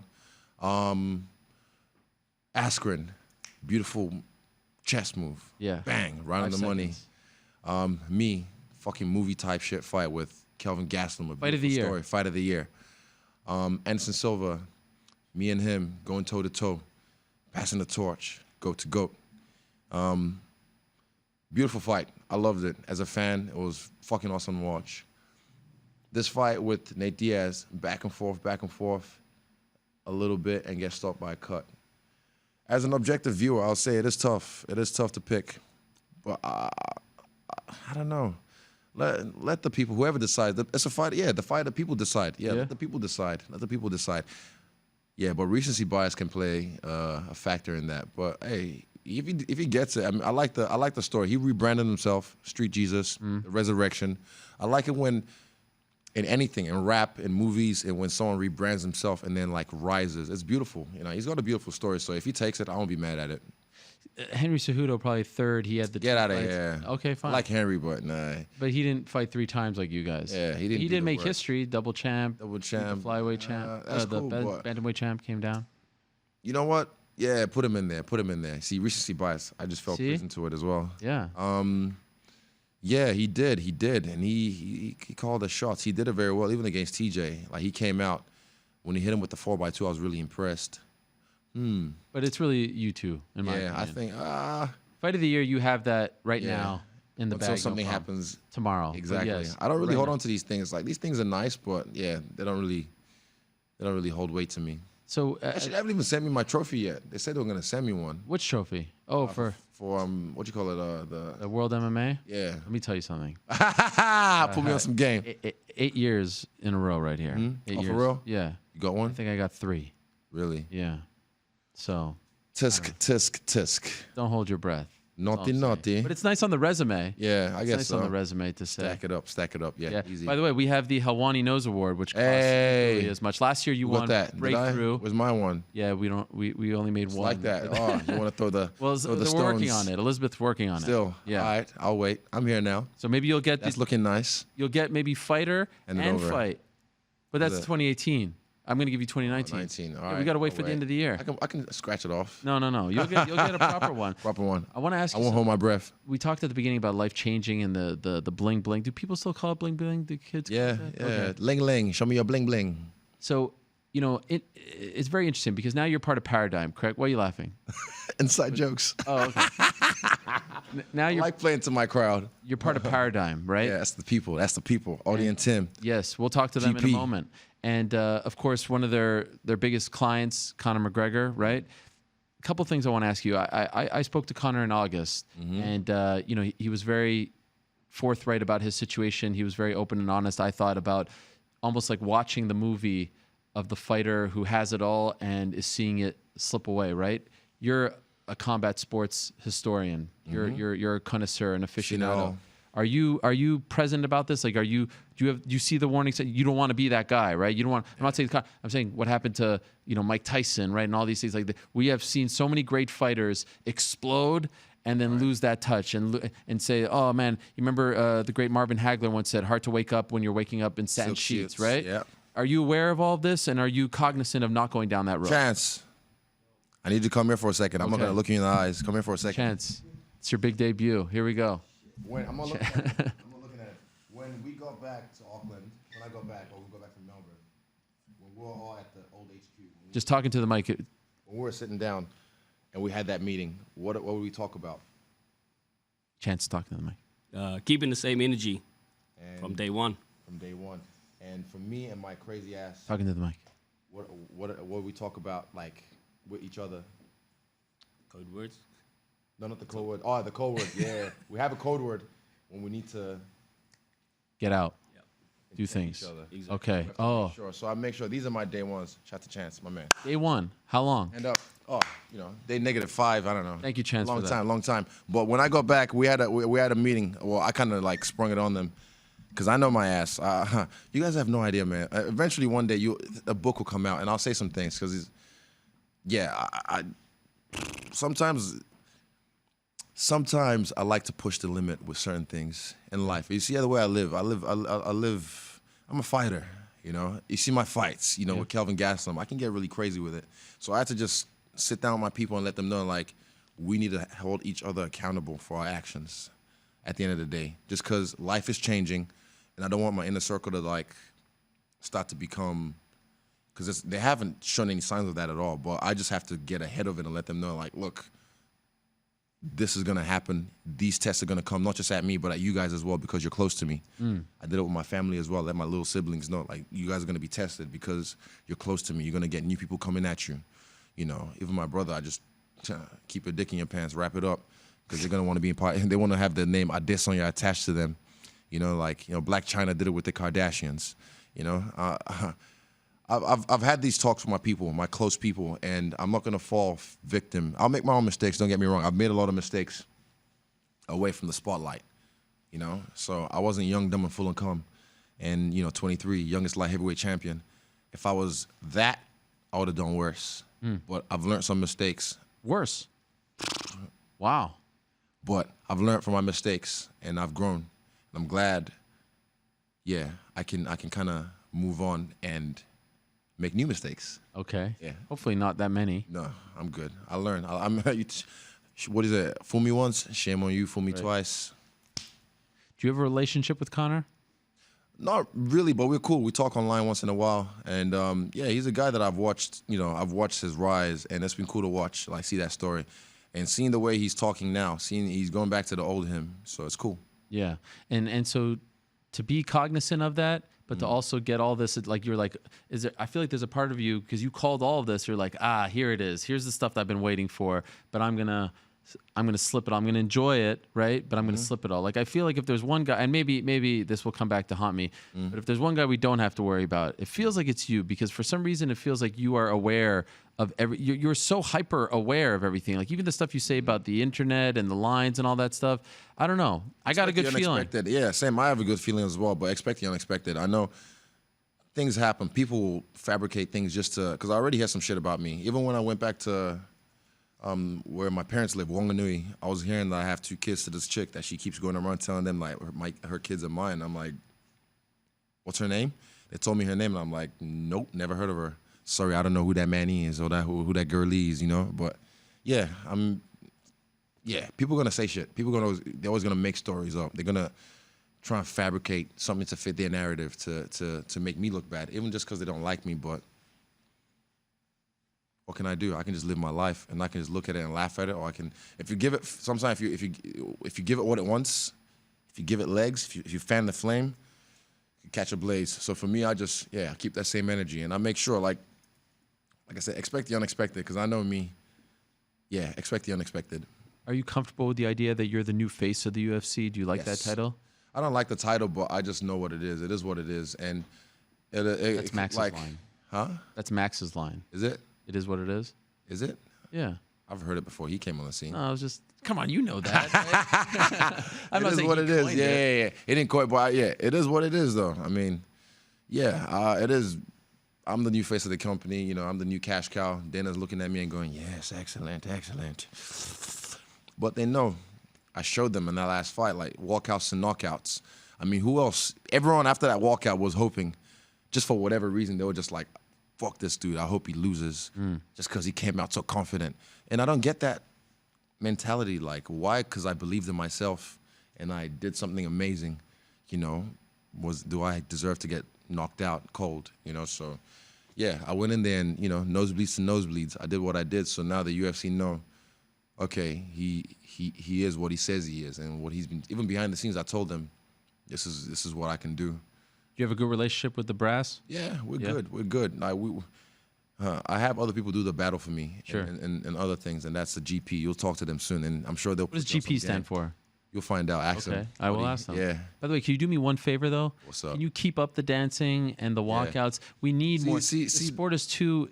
It's too bland. Yes. So for that fight, that was a special fight because I tried to do it in 2, 3, 4, and they turned me down. And I was like, all right, fuck you then. I guess you don't like money. But for that fight, for the magnitude, for it being so close to home, I had to do something special. I had to do something memorable, and I had to do something to raise the stakes.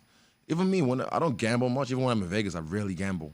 But when I go to Auckland, Sky City, sometimes when I gamble, I'm the guy that like put $500 on 22, and I'll lose it, and all right, cool. And I get that feeling of loss, and I'm like, fuck, I never want to feel that again. Or I put 1,000 on black, and I'll win, yay. And then I like to go hard or go home. I told you I'm crazy. I'm not all right sometimes. I like to just roll the dice. So doing that, I fucking put my nuts on the line. You know, I went back to my roots. I went back to my culture with dance and crump and everything. And I went out there and I just fucking arm swing his face twice, knocked him out twice, you know? Fuck. Risk it big, you get rewarded big. So, yeah, it happened the way it should have happened. And I can't wait till the documentary comes out, man. It's going to come, hopefully, in the next 2 years, it'll come out. And it's a beautiful story. Like, even me as an objective viewer of my own story, it's been fun to watch. Will you keep doing that though before all your fights? I'm gonna go to the arena the night before and do the entrance for myself, but that's a lot of energy, and those are my boys. You know, I don't want to. Yeah, I don't know. Expect the unexpected. I put it that way. Next time you might see me fucking swing from the ropes like Shawn Michaels. Right into the into the octagon. You never know. Kid, yes, I like that. Hey, sweet chin music on everybody. 2 last things I wanted to ask you about. Eugene was on the show, and what a great man to speak to. I really enjoyed talking to him first time. He will never come on. I've asked him multiple times through Ask Him, and I respect the fact that he doesn't want to come on, but it was great to pick his brain. Yeah. And but he knows, like, he hates cameras and stuff, but he knows, like, because I've kind of, he's a smart man, but he knows that you have to kind of do this for business. Yeah. It's all part of business, so he knows he has to. But I wanted to ask you about that. Yeah. I remember talking to him. I remember talking to him because he wasn't allowed to leave the country when Wilman passed away. And pretty much died in his arms. And I remember talking to him when he was in Tahiti because his partner gave me his number, and he did not sound like the same man. He sounded like he was broken, defeated. But then his coach, Lolo Hemuli, put him on some game and told him. He probably told. I don't know if he told you the story or if he did, but he pretty much told him, like, you know, because he wanted to quit the game. He's like, if this is what this brings to people, death. You know, someone lose their son because of this fucking boxing match, and the commission didn't do the right pre-fight checks. If this is what this does to people, he was ready to leave the game. And then his coach said, look, these guys are gonna fight without you. They're gonna do this without you. And he was right. You know, it would have sucked. I would have tried to get him back in the game, but and then Lolo said, do you trust anyone else in this world? Do you trust anyone else to look after them and send them into battle other than yourself? And that was the one question. And he's like, nah. To himself, he answered that question like, nah, I don't trust anyone else to take care of them like I will. So that's what brought him back into the game. Wow. And yeah, he went back there. That's the same arena. Everything happens. Same spot, he told us, spot, right over there. Yeah. So yeah, it's beautiful, man. And yeah, rest in peace to Wilman, rest in peace to Monu, and rest in peace to Jamie VDK. Yeah, we've lost a lot of people to. I'm telling you, man. When I say I was willing to die, I don't mean that lightly, like, because we've lost a lot of people to this game. So when I'm willing to die, I'm willing to kill as well. And it's a sad thing, but this is not a nice game we play. And he also said that when he first met you, it was like the night of a fight, amateur fight, and someone asked him to corner you, and he said afterwards, I'm never going to do this again. I'm not going to do that sort of thing. And you were kind of like a little bit of a pest and showed up, and he tried to get rid of you, right? Yeah. He tried to get you to go somewhere else. He tried to give me options, but I was like, nah, I'm cool. I like it here. And so I'm wondering, would you have become this guy without him? Nah, I don't think so. Had to have been with him? Had to. This is the story, man. We're in the Matrix, and I keep telling you guys, this is player one shit. It had to have been him because even my first coach, because he was a Muay Thai purist, he didn't want me to do MMA. That fight you're talking about, he got mad at me because I did it behind his back, well, without his blessing. You know, I just said, fuck it, I'm going to do it anyway. Went on YouTube for like 3 weeks, learned some jiu-jitsu, just roll around with my friends. Yeah. Wow. And he went to the corner with me with that fight, not knowing who I was. And, you know, it could have been dangerous, you know. Lucky it was just an amateur fight, but I could have got really hurt. But like I said, I'm a crazy motherfucker. I like doing things that, I like to risk it for the biscuit. And yeah, smart man. I don't think he'll ever do it again. You know, you have to really do your due diligence about who you're cornering because you have their life in your hands in a way. Yeah. What a life. What a game we play. It's unbelievable. Roll the dice. By the way, there's only one other top 10 guy fighting, Ian Heinisch. I doubt that he's the guy. Ian so Heinisch. I'm still trying to figure this one out. I'm still new to the game. No, but you said there's something coming up. Maybe someone can emerge. I don't know who this guy.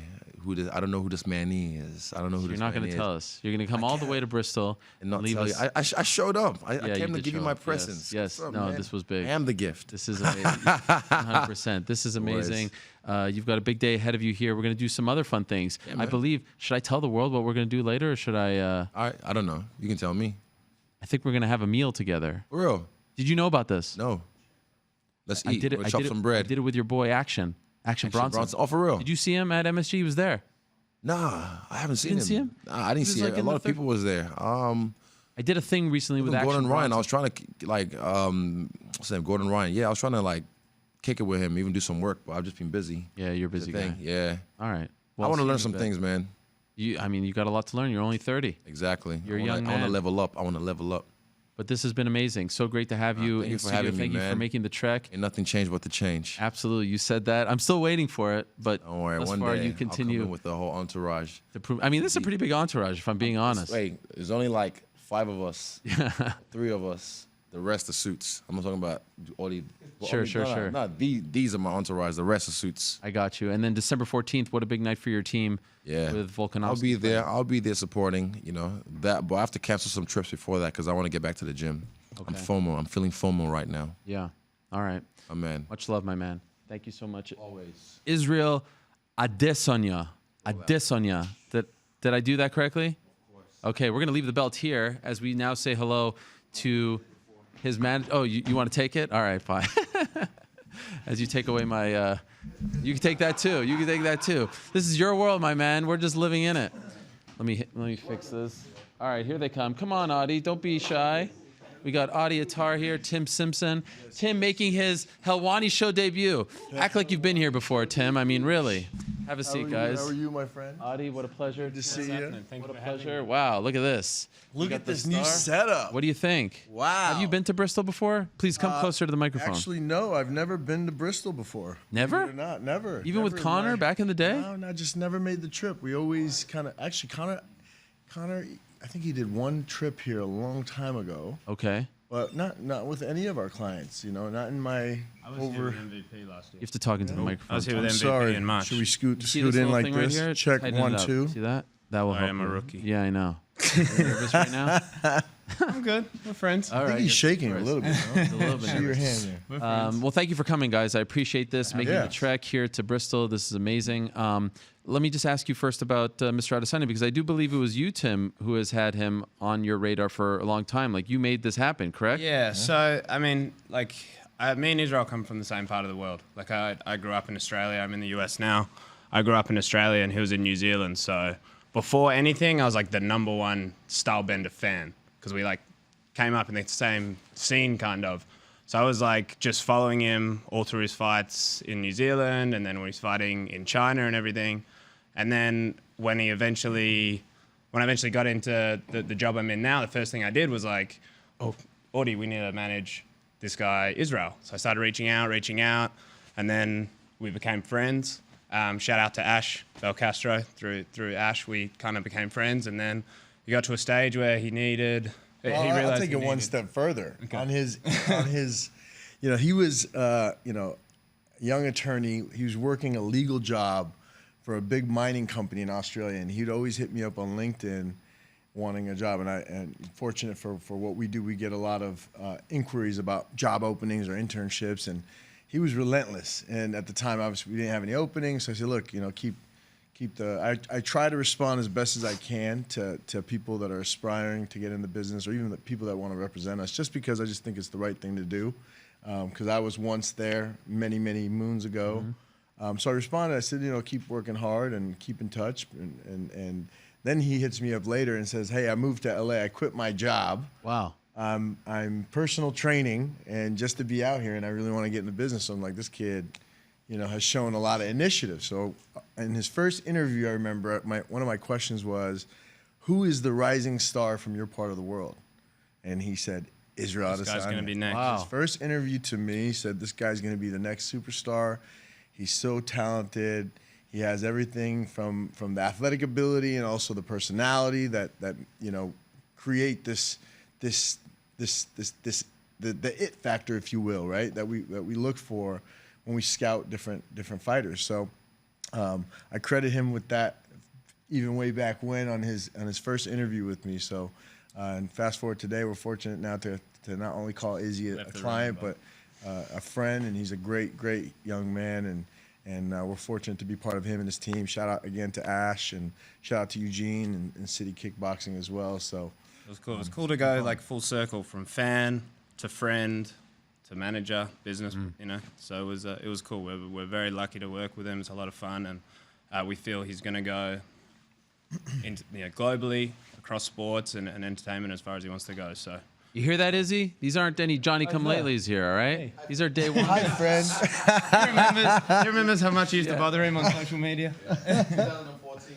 Wow, that is amazing. 2014. Now, so he was like keeping his cards close to his vest here for some reason, but Yeah. you guys know all the answers. What is he talking about? What's going on? What? So which ones? Because Oh. I think he had a lot of cards. He was holding in. So The whole next fight situation. Costa is no longer in the mix. What are we talking about? Ian? listen, I think there's no secret. I mean, he's put it out there on social media.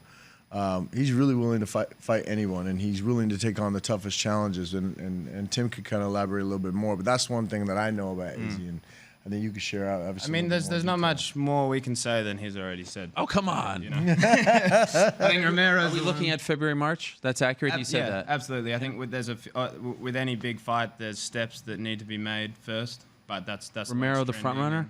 That's who he's most interested in. Okay. And is the front runner. UFC right now, not so keen on that fight? They feel like it's not. No, they are. There's Okay. just steps that need to be taken. Okay, fair enough. Look at you guys. I love it. Okay, so big things for him. Yeah. maybe Romero. Yeah. There's some other players. Of course, you're like that shirt is staring at me in the face. That shirt is staring at me. I feel like you're asking for it. I mean, I think So we let's just not need beat a around bottle the- of Proper 12 here, just like a pour you a glass, right? No one's offered. No one's offered. How are things going as far as the Conor talks are concerned? You know, look, we had very productive talks this weekend. Yeah. With the UFC? With the UFC. And I know Conor announced the date, and I know, in terms of the discussions, we've both agreed on that date, and we've agreed on opponents, but I'm not going to kind of share anything here on this show. You can if you want. I know. But I think a deal is imminent. I don't see anything getting in the way, barring some unforeseen circumstances. I think both parties want to get it done. I think it's in the best interest of everyone involved, and more importantly, the fans are really excited to see him back. And he's very committed to this season. He's very committed to fighting 3 times this year, and getting back into the groove of things and getting back to do what he really, really loves, aside from the businesses that we've built, right? So I would say that we should have an announcement hopefully in the coming weeks. Okay, and January 18th, Las Vegas is still in play. That's still in play. Cerrone, the front runner? Can't say right now for sure, but I would say, like, look, he's named a few names. I like the Cerrone matchup. I love how Donald has played it himself and putting up kind of the Budweiser in the proper bottle and saying, I say more. I think that was brilliant on his part, and I think that he's a fan favorite. He comes to fight, he comes to throw down, and he's a guy that deserves a fight like that. So as a fan, that's how I feel about it. From a business standpoint, let's wait and see kind of how this plays out. How's the relationship with the UFC? It's business. We've always done good business. The one thing I will say is nobody could look at our track record and say that we have not done good business. We are fighter advocates. They are a promotion. By virtue of that dynamic, we're going to sit on opposite sides of the table. But we've always delivered. We've always pushed forward, and we've always delivered on good business. So while we may not be liked, or there's things said and behind people's backs or to other people or what have you, and all these different rumors, I don't pay any attention to that. At the end of the day, we know how good of a job we do for our clients. Our clients know how good of a job we do for them. And ultimately, it's their respect and their trust that we earn and that we care about. So as far as our relationship with the UFC, we deal with them every single day. We have several fighters on the roster, and that won't stop anytime soon. So they're the biggest promotion in the world. They're the catalyst for where the sport has gone to in recent times, but so are we. So at the end of the day, I think by virtue of that dynamic, we're going to constantly continue to do good business. How much does Nate Diaz losing screw up your plans for 2020? Nothing. Obviously, it was an unfortunate scenario of how that fight played out. Jorge looked great. He came in ready. I do believe that Nate would have been a different fighter in rounds 4 and 5, as we've experienced as well, just because of just how he fights. But I think the doctor had to do what's best in the best interest of the fighters. And I know it's hard. Even if that was me, I would be like, oh, that's a BS stoppage. And I did say that even on the night. I thought that was prematurely stopped. But at the end of the day, too, these guys are going in there, and girls are going in there to risk their lives, right? So the doctor has to do what he feels is best.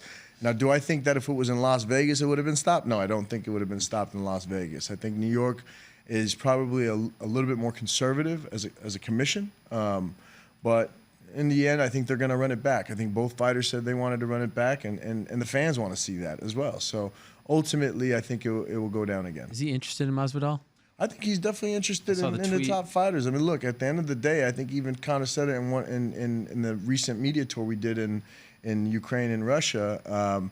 And he said, look, I working out the details for January. And he said, look, I'm eyeing the fight that just happened. And the winner of that is an interesting opponent as well. And then obviously the rematch, or the winner of Khabib Tony, if that fight happens as well. So, the thing about Conor is anybody he fights is going to be exciting. So, and everybody wants to fight him no matter what they say, right? Because it is red panty night when you fight him, and everybody knows that. So, ultimately, I think we just have to focus on the first fight, get this one done, and then we can focus and look that far ahead. But from a planning standpoint, he has every intention of fighting 3 times this year.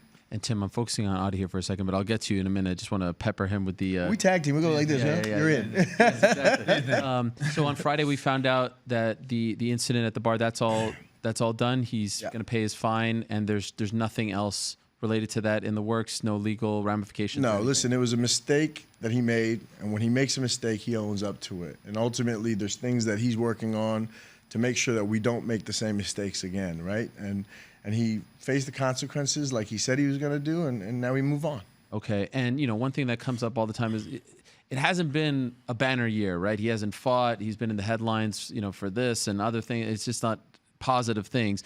One thing that the fans keep saying, like, why do you keep talking about January 18th? Like, would anything preclude him from fighting in January? Are there other things that we need to worry about as far as legal ramifications, or is he clear? Can he come to the U.S.? I see, the Darren Till situation, couldn't come to the U.S. until the last minute. Could he get a visa to fight here? You listen. I mean, the thing about Conor is when he makes some mistakes, he owns up to it, right? And he's a global icon. But he's also a polarizing figure. So he's the subject of a lot of rumors that take place. And our position's always been that we just don't comment on rumors, right?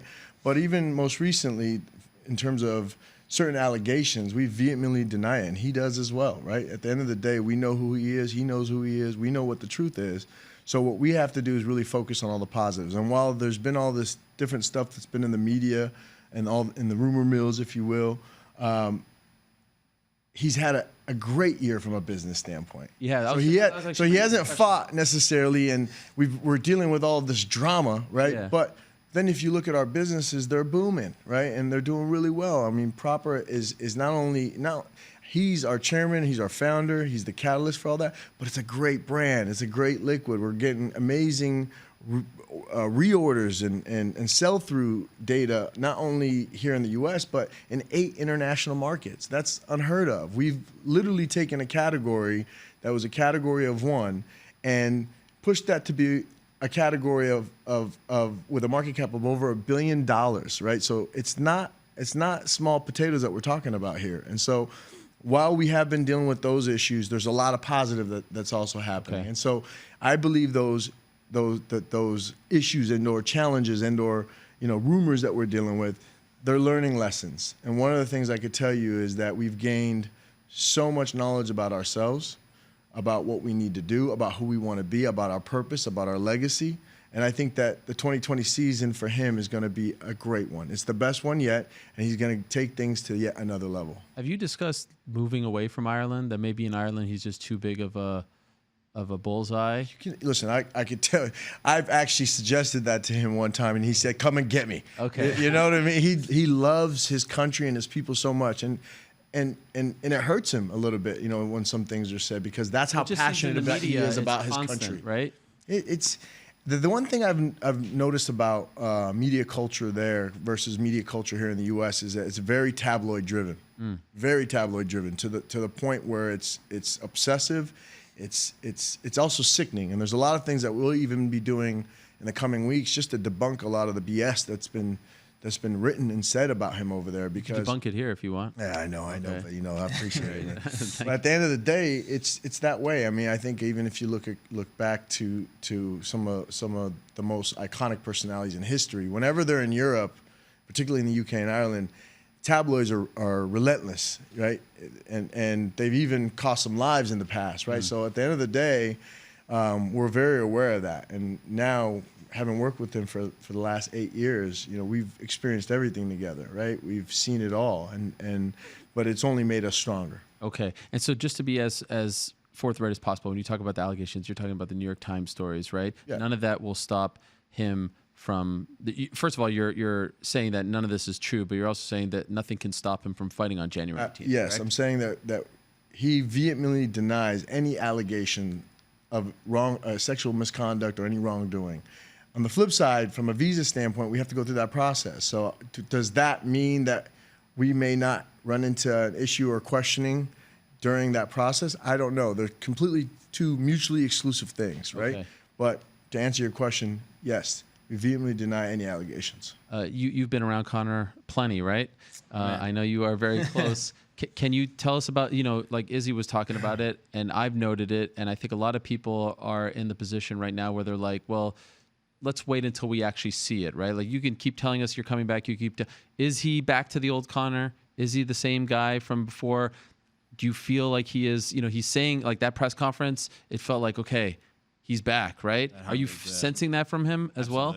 Absolutely. And I think the people around him will tell you just from a pure training perspective, he's back to where he was. And he is so hungry. It's almost like, he doesn't need a fight for the money, but he's so driven to get back to where he was and back to that legacy.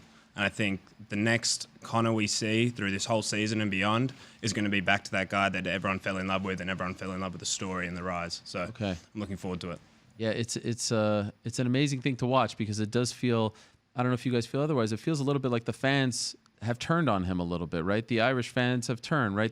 I think the thing about social media is it sensationalizes everything, right? And so it's overwhelming at times, right? And when you go through these rumors or what have you, you're going to see a lot of negative, right? And when you go through the positive, you'll see a lot of positives, right? I think that's the one thing about social media that we try to really understand and put in perspective. So have some fans turn on him, sure, but they weren't real fans anyway at the end of the day. And I think that happens in every sport, not just MMA. You see a fan one day they're calling a fighter great, and the next day they're kicking them while they're down. So it's just part of the game, and ultimately all you could do is let your work and the results do the talking, and not focus on the negative, but use it as fuel for your fire rather than letting it demoralize you and put you down. Right. One thing that he said, I read in the transcript in court on Friday, was like, "You won't see me here again. I'm done." Listen, that's the one thing. Again, when he's wrong, he'll admit he's wrong. He'll face the consequences. But when allegations that are completely unfounded and false are made, we're gonna fight. He's a fighter. So when he said those words in court, he meant them. He's a human being. He makes mistakes, but he'll own up to them. And we're taking the necessary steps to make sure that he doesn't make the same mistakes again. Okay. Let me ask you about another one of your clients, Leon Edwards. This man, we saw Masvidal this year become who he became largely because of what happened in London, right? If he beats Darren Till and that ends, okay, he's still a star. But I think the backstage thing helped him become a star like this. And now Leon is stuck in this weird position again where it seems like he's trying to get a fight against Tyron Woodley, but we don't know. What could you tell us about Leon's status? Because he does feel like the odd man out right now. Yeah, he's been kind of in a holding pattern, right? Like there's a lot going on at welterweight, and he could say he's the odd man out, but he's kind of been sitting and seeing what unfolds. This weekend obviously had some implications as well. But you're right. I think if you look at the rankings and you look at that top 5, the 2 guys that aren't matched are Tyron and Leon. And that's a fight that we're absolutely interested in. I know Leon would take that in a heartbeat. It's something we've discussed with the UFC. And we're absolutely interested. So really in that regard, I think it's up to them, or it's up to the UFC and Tyron. Okay. Have they offered it? Well, I mean, I think they need to shore up his side before they can formally offer something. Okay. But in the conversations we've had, they've they've said, would you fight Tyron if we get it sorted on that side? And absolutely, yeah. Okay. Leon would be in for that. He said in the media that he was offered the co-main event for the potential Conor fight. Well, they were talking about January dates. Okay. And so I think obviously there's now the talk of Conor in January, so that's kind of where that lined up. Okay. Another big client, Chris Cyborg, signed recently with Bellator, fighting in January, making her debut. The end of the relationship with the UFC was a little bit unfortunate, right? And ugly. Yeah, I mean, look, it was unfortunate. I think, Did it hurt you guys in negotiations when they publicly came out and said? No, not in terms of the free agent market. Really? Okay. Yeah, but I think, for her, look, there was an offer by the UFC. We turned that down. And then, unfortunately, the things that ensued and what her and her team did and went through an experience, she owed up to it. And she apologized, right? And then from a UFC perspective, I mean, I think that relationship was always tumultuous. When we stepped into our role, that was already there, right? And we were trying to do our best to mediate and get it to a better place. And ultimately, I think she's happy. She loves Scott Coker. She has history with Scott Coker. She's in love with how Bellator is treating her, how they're promoting her. I had also the privilege of meeting with John Skipper on Sunday when he got back from Vegas, and DAZN's getting ready to promote her and promote that event in January. So I think she's in a really good place, and this is a really tough fight. So she's really focused right now. She went back to South Africa for training camp, and she's ready to put on a show.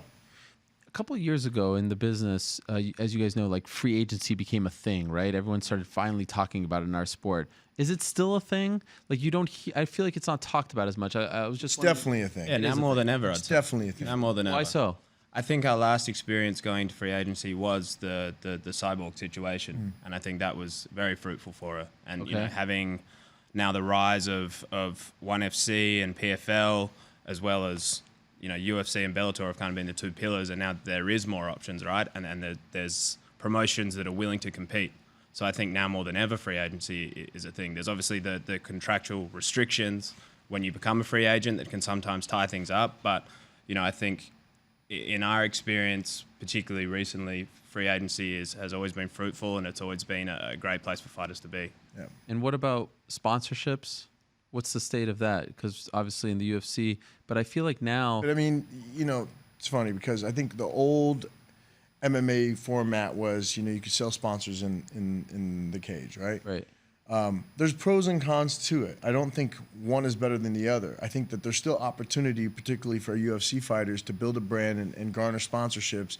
It doesn't necessarily have to be their fight kit inventory, right? It's basically activating in and around their brand, in and around the events that has the biggest pop, obviously, in terms of their visibility and where their brand is trending from a social media standpoint. But there's opportunities on both sides, you know, and I think for the promotions that still allow you to sell your fight kit inventory, there's definitely opportunities there. So I think that's a better opportunity for, I think, a lesser known fighter brand, right? A fighter brand that can't necessarily garner an interest from a company to spend some of their advertising budget. So there's pros and cons to both, right? But I wonder with Instagram now, if the days of saying, oh, there's no money in sponsorship, like I feel like, you know, Paige Van Zandt was on the show recently and said that she makes more money off of Instagram than she does fighting. And I've noticed a lot more ads from fighters on Instagram. Has that now become almost like the new shorts sponsorship? Absolutely. Well, I mean, sorry, I mean if you look at it, the beginning of the Reebok deal, which was the end of the sponsorship era for the UFC, was kind of coincides with the real rise of the influencer, the social media influencer. So it's almost like one traded out for another, and you can start to make money on that, you know, through a digital platform as well. Sure. But I mean, even with the short sponsorships in the promotions that still allow it, all the deals are typically blended deals where there's social media involved with the short placement and everything as well. So I think the blending it all together with the social media, and whether that's a short placement, whether it's product placement, you need to think of it from a bigger perspective, from a bigger picture than just certain blocks of sponsorship. I actually feel like Instagram is more valuable than just a logo on someone's I'd say so. It's more targeted. Like, when you're talking click about on the link, you can go straight to it, right? Yeah, when you're talking about that blended deal, I would say that the social media is more valuable than the short placement in most cases, depending on the platform that the fighter's on. Yeah, and also it also depends, I think, on the fighter and the fighter's following and their engagement, right? And not all fighters have the same social media platform, right? So I think for a fighter that doesn't have necessarily a big social media audience, then they would benefit from being able to sell sponsors during fights. But at the end of the day, too, I think having a bigger social media audience allows you to garner a higher number, even from selling your fight kit inventory. So I think they go hand in hand, but Tim's right, absolutely right, in terms of kind of the sponsorship landscape and where value is derived from a fighter's sales, sponsorship sales perspective. I don't think we've talked about this on air. What happened with Tony Ferguson? Listen, can't get into details, but I wish nothing but Tony the best. He's a great, phenomenal fighter. I absolutely love and respect his family. It just didn't work out. I could tell you that we offered him the Max Holloway fight. I could tell you that we had the plan was if he won that, he would fight Khabib next, and wasn't determined when or where at that time. And the winner of that would fight Conor. So I could tell you that, you know, that was absolutely conveyed to him and his family, and so that the notion that we screwed him or held him back, it's absolutely wrong. It's absolutely wrong. It's false. But I know Tony and his family know about that, and ultimately we just wish him the best. Were you hurt by any of the things that he said? Absolutely, we were hurt. We've put in a lot of time, energy, and we cared for him and his family, and they know what we've done for them. So ultimately, you know, when those things are said, they did hurt. They hurt not only me and Tim, but guys like Sai on our team and our entire team, because we all knew what we've put into Tony over the last 7 some odd years, right? So it wasn't a short relationship. It was a very long relationship, but look, ultimately it didn't work out, and this is business, and we're grown-ups, and we move on, and we're gonna be fine, and he's gonna be fine. So we wish him nothing but the best. Did you try to keep him away from Conor? Never, not one time. But we were always honest with him about the realities of matchups and what's going on. So sometimes that doesn't, the truth hurts sometimes, right? So that didn't sit well. And there's other people that were in his ear, lying to him to try to, manipulate him, unfortunately. And look, ultimately he's happier, and we wish him the best. We're in a great place, and that's it. Jorge Masvidal was on the show earlier saying that he wants to fight Canelo Alvarez, and of course, the one guy who was able to make that happen was Conor against Floyd. Do you see in this like landscape, could this fight happen? You know the art of making this deal, right, better than anyone. Could this actually happen? It's an interesting one because Canelo looked phenomenal over the weekend, right? And he went up, I think, 2 weight classes to go capture yet another belt. And for Canelo, I think he's not only going after the big money fights, but he's going after legacy. Does the matchup with Jorge Masvidal do that for him? Canelo is going to be able to answer that question for you. I could tell you that in the art of making the deal, you have to make sure that you garner enough fan interest, and there has to be a demand for that fight to be able to make that fight happen. So it'll be interesting to see kind of what this event did and hear about the numbers. But when you have The Rock and the president pushing the card, is it because of the marketing behind the card, or is it because of the fighters that were fighting in the card? And that's going to be, I think, a critical question that they have to answer. And if Jorge has enough data that supports him in trying to make that fight happen, then Canelo's going to want to make it happen, right? Right.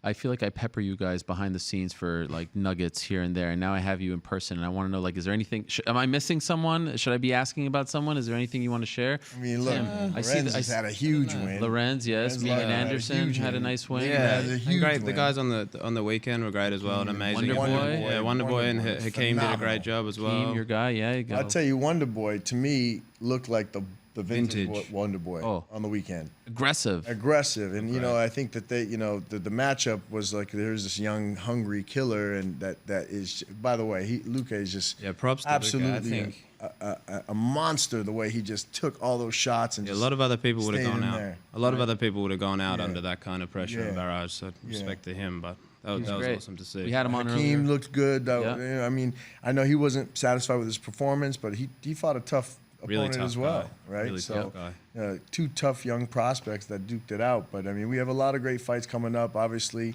some other major cards, including Rico Verhoeven's fighting Badr Hari in the rematch. That's another big event we're excited about for our guys out there. And there's a lot happening. This is an ever evolving sport, and there's never a dull moment. So we're super excited about not only all our clients, all the athletes that we represent, but obviously our businesses. Proper 12, August McGregor is doing well, and we're continuing to try to build all of our businesses. Will we get an announcement this week? For January 18th? It's possible. Wow. It's possible, but I mean, When's the next time you're talking?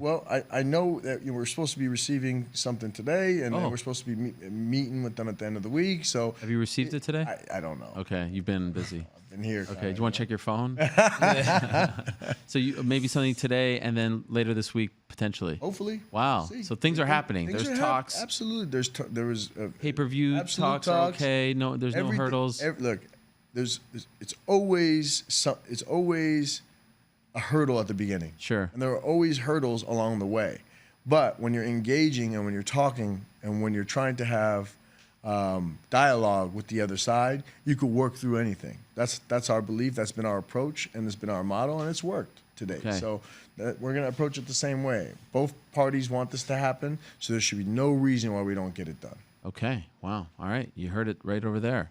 That's big. And I like the fact that you've grown the beard, Tim. Yeah, You see that picture you put up there? Yeah, the picture was you didn't like a pup, You wanted a more updated picture? Is that that was what was that? What was that shots on from? your That was first from Legend appearance? 12, I think, right? Yeah, that was about a year ago. Yeah, how's that going? Legend's Final. great. We have another show, Legend 14, coming up December 28th. Again from the MGM Theater China? in Cotai, Macau. Yep, Wow, in okay. China. It's an exciting time to for martial arts in China. You know, obviously now the UFC had their first Chinese champion, and Legend is not slowing down. The interest continues to grow, and we're constantly scouring for the best talent to develop and promote within our own promotion out there. And it's exciting. It's fun. There's the photo. Oh, there he is. Look at that. Look at that. Yeah. Hey. Baby-faced Tim. Baby-faced Tim. Grown up now. I like the beard. Yeah. It's a good look. I'm trying to look like you.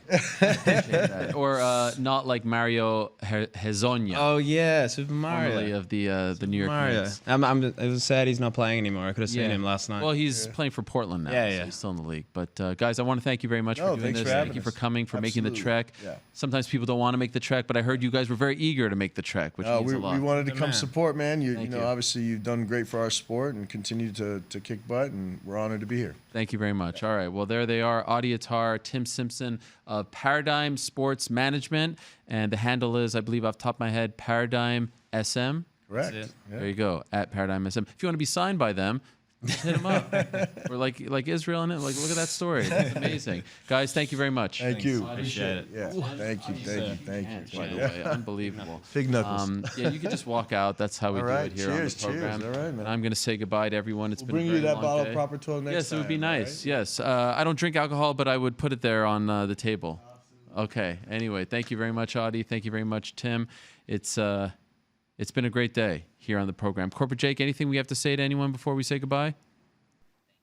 Yeah, hit the music. Oh, no update on the poll or anything like that?